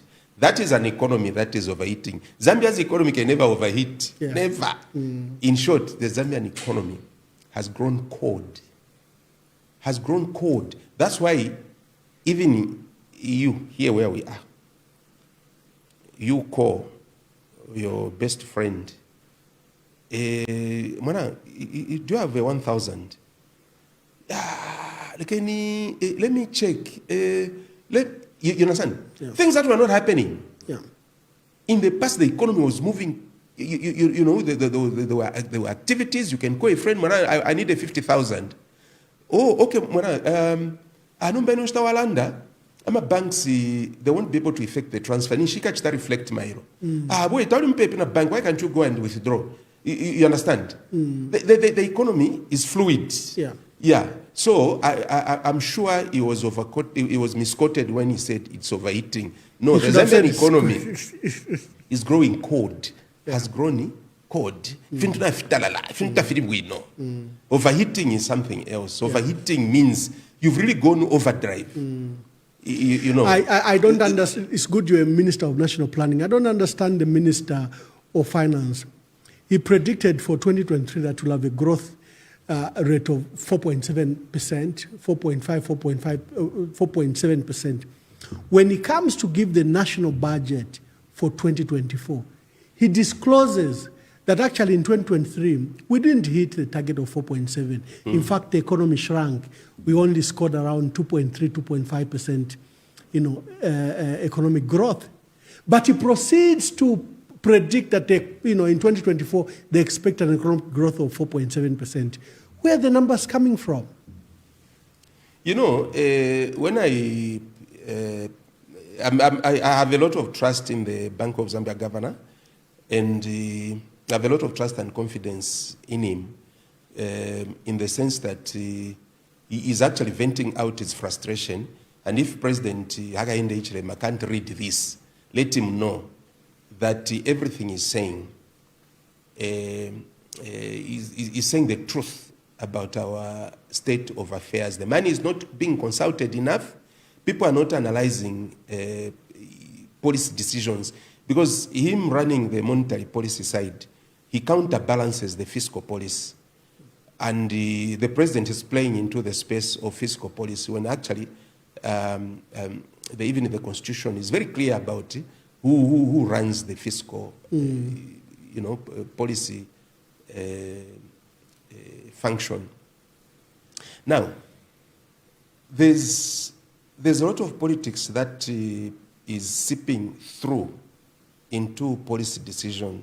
It's all about wanting to project themselves as performing when they are actually not performing at all. They're not performing because, number one, they're not consultative enough amongst themselves. Number two, our political system is one where the moment, the only time people have power is during the voting day. After that, power is ceded to the president and his team. The president, the MPs. The MPs' power is ceded to the Secretary General, who whips them into line on how to debate in Parliament and what to support.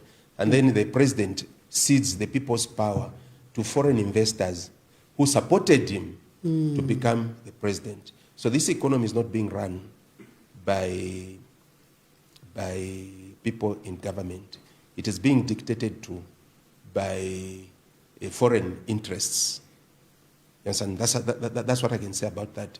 Giving an example to what has happened in the mining sector. In the mining sector, You see, to run a successful election, buying vehicles, buying party regalia, allowances to party members, publicity, the billboards, just on party regalia alone, you would spend about $50 million. Now, when you add vehicles, so you are talking about an entity probably pumping in $50 million for you to win an election so that you can come and drive a particular policy position that favors them. So this is payback time. And who is paying? It's the people of Zambia.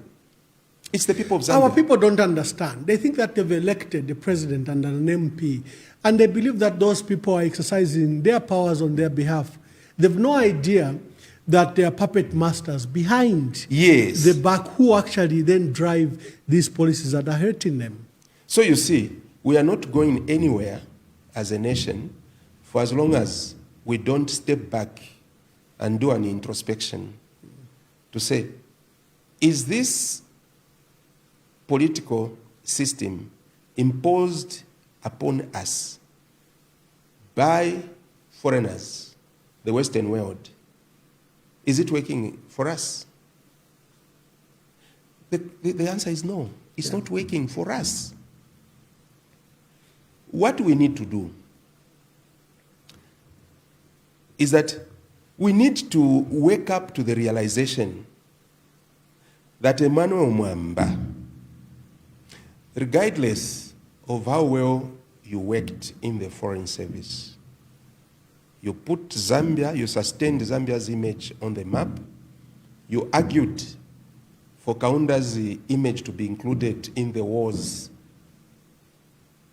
on the wars and wars of African Union. You said, no, it's missing. You did a lot. Even in South Africa, you tried to promote integration and interaction of chambers of commerce between Zambia and South Africa. I know you invited me to one of the business forums. Yeah, which I graced. And thank you very much. Regardless of that, we would rather, our system would rather pick someone who can just be drinking tea and make them to replace you. Why? Because you belong to PF and you are not UPND. So if UPND is going to be in power for the next 20 years and you are going to remain PF for the next 20 years, you've got no chance. You'll never be given an opportunity to participate in the governance of your country. And the modus operandi of separating you from your own country is the so-called democracy, multi-party democracy, which we've adopted, which is dividing us because political parties are either provincially or tribally driven, orientated. You see, so for as long as you don't belong, then even your skills can't participate. But you are part of the country, you pay the taxes, you stay here, you'd like to contribute, but you can't because we have adopted a divisive system. The system divides us. Even when I was advisor to the president, sometimes I would sit through in meetings, delegations. So we have a delegation from a particular province. And these people would say, us from this province, we are not represented enough in cabinet. But you look at them, you say, these guys actually have got 7 or so portfolios. And Northwestern doesn't even have one person in cabinet. There was a time when Northwestern did not have a member in cabinet, did not have a single director, did not have a PS. There was one time when it was like that. You understand? And Northwestern is not coming to complain. But here are people, mkwaichi panichesu ichi. Ichi panichesu mkwaichi atushirire abayashi basada. Mkwaita, we are not enough. So, it's about Ifwe. It's not about us as a nation. So we need to sit back and have a national endeavor and look at a more inclusive approach. Governance system. Yes. You see, in 1983, a group of South American developmental economists declared that as we adopt foreign policies, let us walk cautiously. Let us separate that in which we differ and embrace circumstances that are unique to ourselves. Let us remember that these policies are products of social and economic conditions that exist in jurisdictions that are not our own. So this democracy, multipartism, let us sit and see how it can be more inclusive, how voting can be more inclusive, how Zambians can have higher levels of participation in the economic activities that underwrite their GDP. Now, that is a good opportunity, but also reflection on the past. Critics would say, Dr. Kaunda did that. Those are the arguments he used in 1970, 1971 to birth a one-party state. Of course, it was a copycat from Tanzania and other places, where they recognized that the multi-party democracy was dividing, very divisive, like you've identified. It was promoting regional politics, and tribal politics were emerging. Remember, Kaunda had even resigned in 1968 based on the issues of tribe. And the good arguments were used to create now a one-party participatory democracy, which ended up to be a dictatorship. No, but we are not short of wisdom.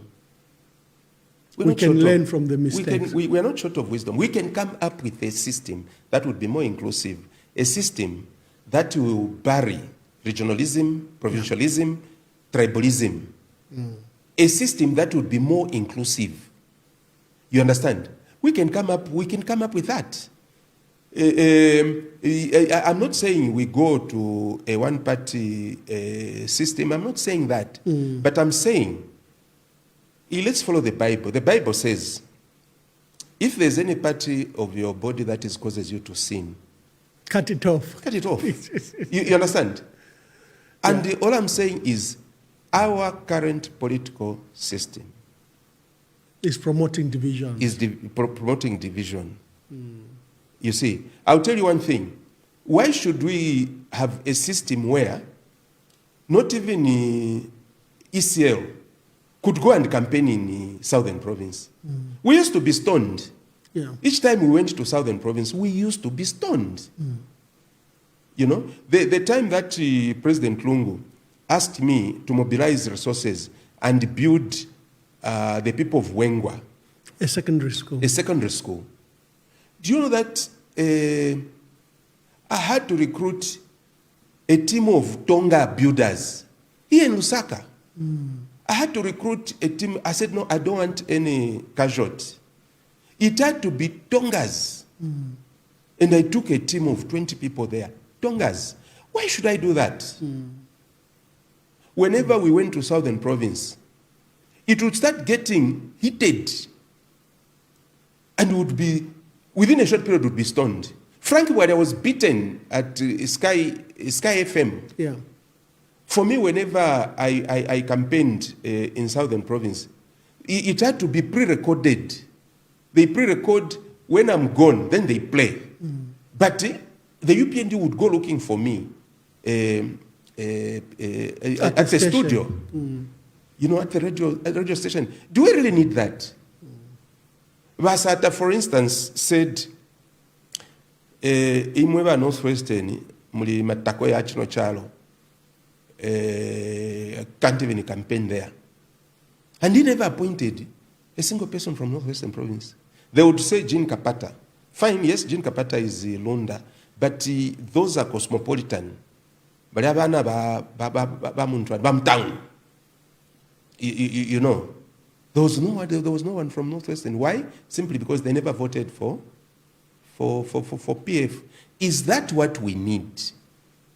If you ask me to prescribe, yes, I can prescribe what we need, but not now. Yeah, no, because politics it is require about a special program. Yes, politics is about timing and strategy. Finalize, but I want Zambians to start thinking. Finalize your thoughts about President Hakainde Hichilema and his rule. He keeps on blaming the PF. He says they left a mountain of debt. He blames the PF for everything. And I haven't seen an economic blueprint other than the national development plans that you left at draft level that became the 8th national development plan. I don't see any economic recovery plan. He himself is practicing divisive politics. Just finish your thoughts, then we begin to conclude. You see, that's why I say H.H. Wamufulo, because he has all the 3 E's that one would require to run a country effectively. He has chosen to throw that out of the window. Number 2, he was in opposition for about, is it 18 years? About 15 years. About 15 years. He studied the systems of governance from the 2 presidents of the MMD, for whom he was in opposition, and also his contemporary, Basata, who at one time he was in alliance with. He saw the mistakes. Then Kulibalungu, he saw the mistakes. And then... So he's supposed to be the best president. He's supposed to be the best president. He's like, he was in a laboratory. You know, all he needed was now to bring out the medicine. But he walks out empty-handed, meaning that in the laboratory he was just drinking tea. So the presidency of President Hakainde Hichilema, number 1, it's directionless. And that's why it's very important not to say bad things about others. Because everything that he does, he described it before he became president. Chimbwino plan. He is a Chimbwino plan. He doesn't seem to have the tompwe. He's, you see, when you are crafting policies, policies are like walking. Huh? One leg goes forward, the other one remains behind to balance. Then the one that remained behind to balance is counterbalanced by the one that went forward, and it goes forward. Now his policy formulation is like a person who is failing to walk. So he's pushing the legs backwards at the same time.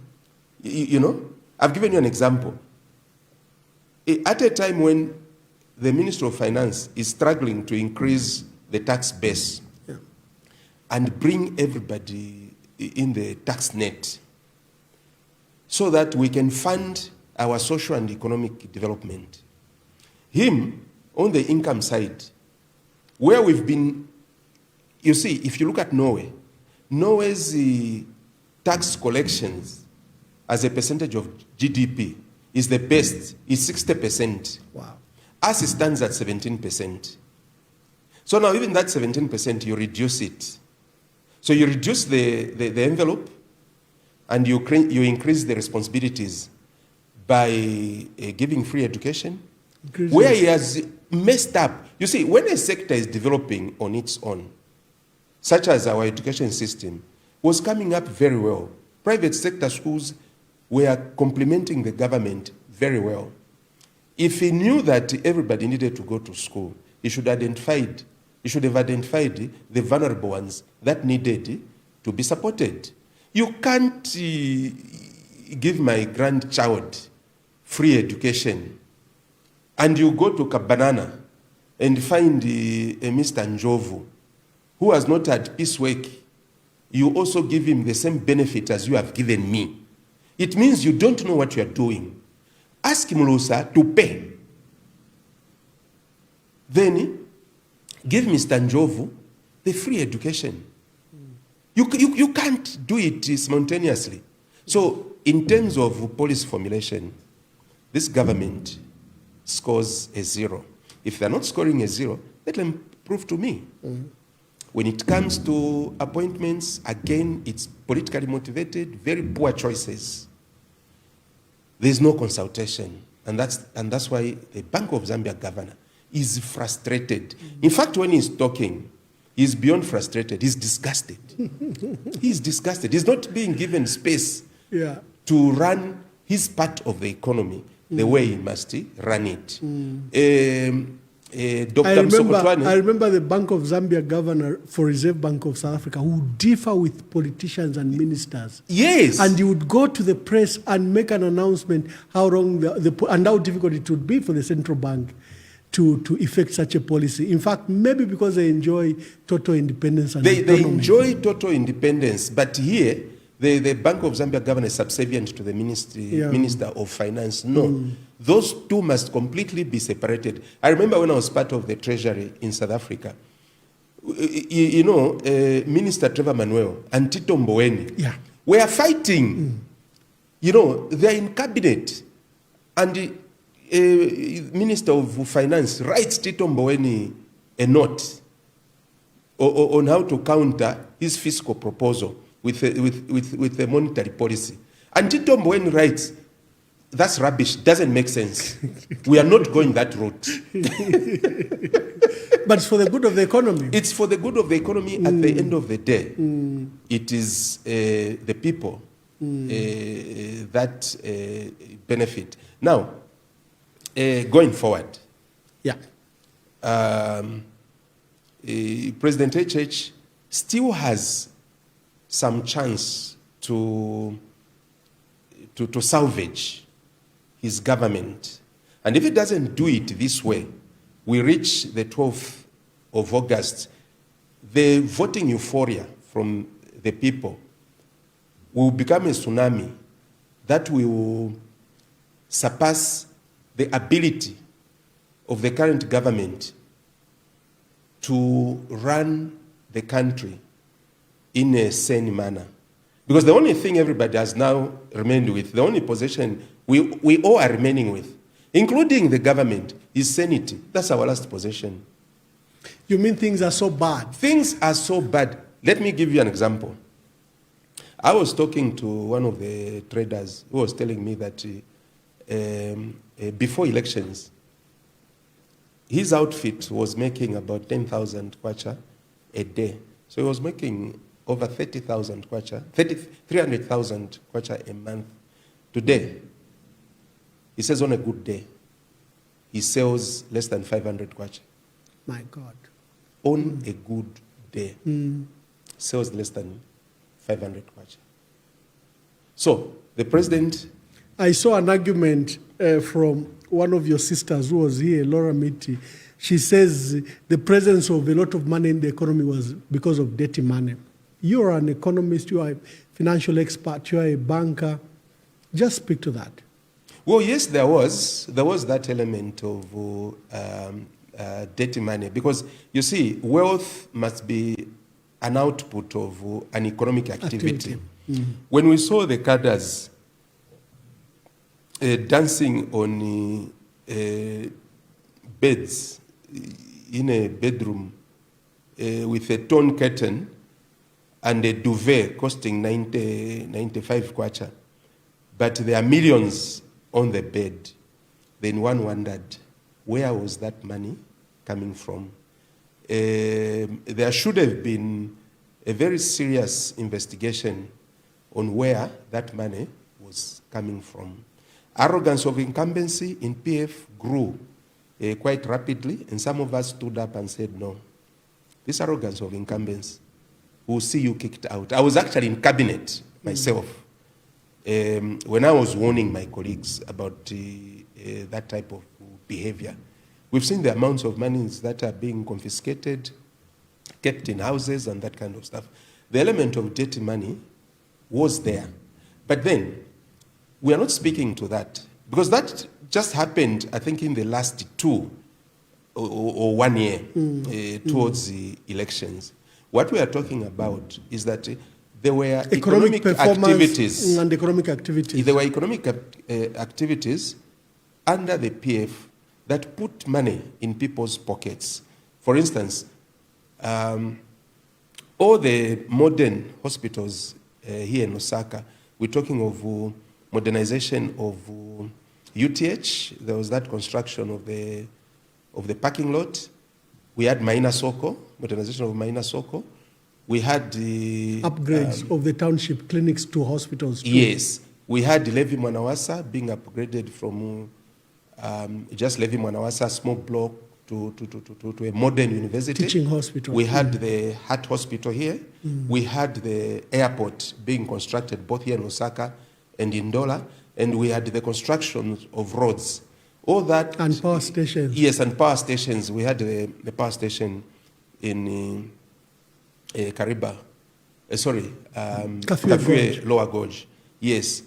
The total number of jobs at the peak of that construction in the construction industry was 53,000 jobs in the construction industry alone. We had, for instance, the Solwezi Chengola Road, which was not in the phase 1 or phase 2 of Link Zambia 8,000. We forced the construction of that road to be brought forward into that area road, phases. Into the area phases. Hundreds of jobs were created there. So there was more economic, there was more funds flowing out of economic activities than what came out of illicit funds. In any case, those illicit funds, millions were belonging to individuals. So there was no trickle-down effect in the economy as much as there was when our youths were being employed, for instance, to construct Levi Mwanawasa. You understand? So you'd find that 1,000 youths suddenly from Mutendere are knocking off with some cash to be able to put bread on the table. So the only bad part that one wouldn't wish for that came out of PF, number one was the violence. Cadarism. Although that word is used very wrongly. A cadre is actually a vision carrier of an organization. And not the way we see it, somebody just moving around, chanting, misbehaving, driving on the other side of the road, and we call it cadaism. Many times we term criminals as cadres. Yes, we exactly. misuse the term. So that we wish, we would like to wish it away. And I would like to some extent praise President Hakainde for actually abandoning his own flock, and by way of abandoning them, no one stands up as a cadre to misbehave because he says you are on your own. Although there are elements here and there. Remnants. Yes, remnants here and there. As for managing the economy, I would say... Will President Hakainde recover in the next 2.5 years? No, he can't. He can't recover. That's what I'm saying. If he reaches the 12th of August. 2026. Yes, 2024. 12th of August. Because 2025 is a campaign year. Yeah. You understand? 2026, the first 8 months, kusondoro ila fe campaign. Otherwise, the campaign will start on the 12th of August. Okay. And this year. Yes, and it's done abasambirira a disservice because no one will ever go and campaign and claim to be educated. No one. Basata already said calculator politician Bashan, and there he goes, starts using graphs and that kind of stuff as if you only use graphs in an academic session or in a professional presentation, and not you are presenting from a grandmother to a professor. So it will be very difficult for you who are very educated to go and tell people, I'm educated, I'm an economist, I'm a financial expert, I can rescue this economy. You can't. They will laugh you off. They will tell you, Landen Kofimbi. Why? Because HH has done that. He has really destroyed that particular social sector. He has destroyed it. So you just have to go and try to craft your A new message. fresh message. Yes, in a manner that will make people not pick up stones easily to throw to throw at you. You see, HH campaigned on the basis of slogans. He used slogans, and also his ascendance to power was not by his own making or that of UPND's manifesto. No, or UPND and HH never ever scored victory in What 2021. happened? What happened? It was the people against the PF. Oh, I see. I see. The people against the PF. And he was a beneficiary. He just benefited. He was not even ready to govern. I mean, you can't keep on saying, Bali will fix it, Bali will fix it. There's a young man who crafted that slogan, Bali will fix it.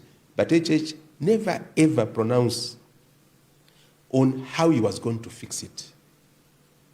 No one, let it be written to say, on youth unemployment, this is what he said. He called the youths, there was a youth in Ndaba, and all he did was lecture to them. You don't do that. You call an Indaba, youth Indaba, and let them talk to you. You'll be shocked the ideas that they will give you. And you'd find that it is actually effortlessly, it can effortlessly be achieved. Don't lecture to them. Jobs will be created when the economy picks up because PF destroyed. No, come on. If PF destroyed the economy, then why are you there? You went there to fix the very things that you identified as PF having done. But he has failed, and that's why people are digging up clips, easily showing him. Now, you asked me a question, will he recover? The only chance he has to recover is between now and before August.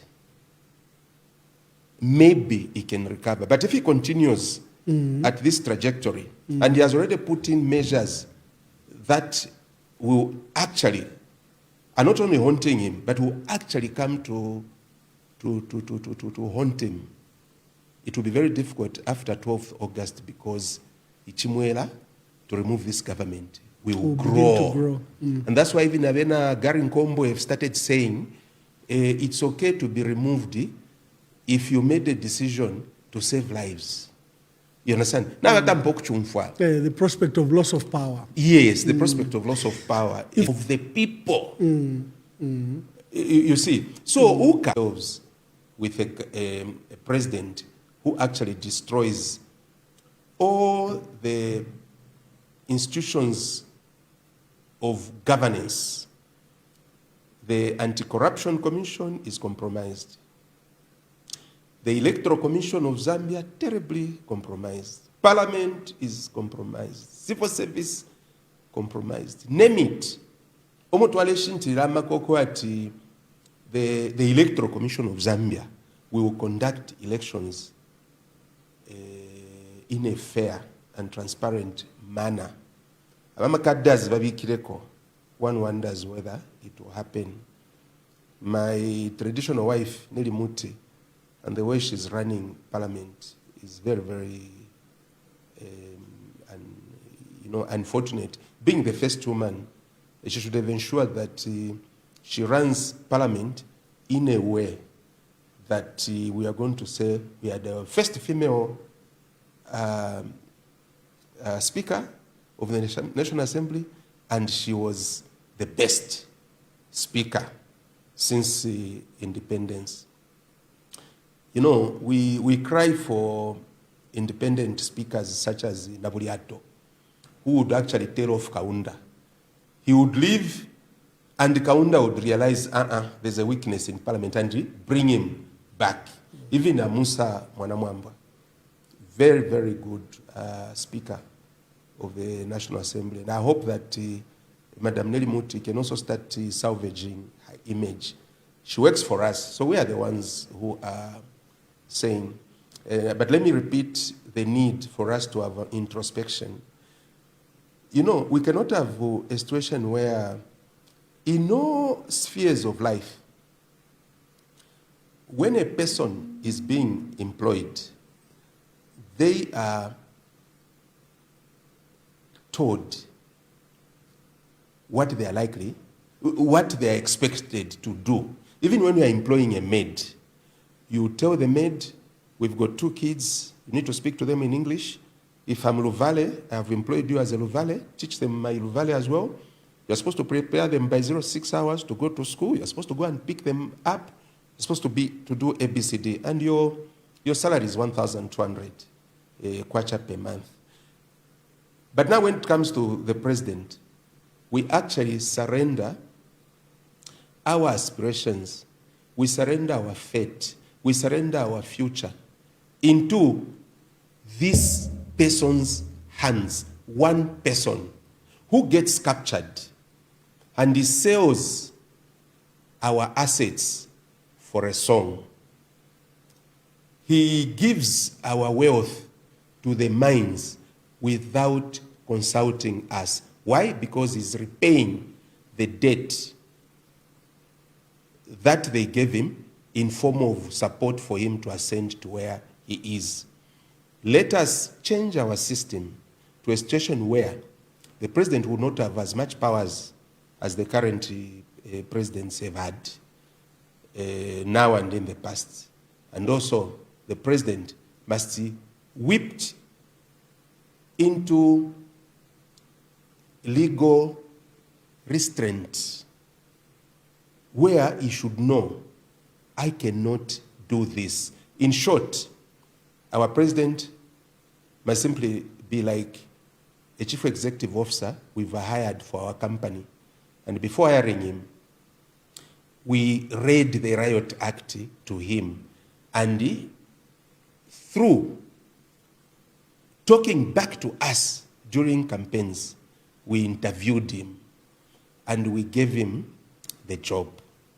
At the moment, there are even no debates.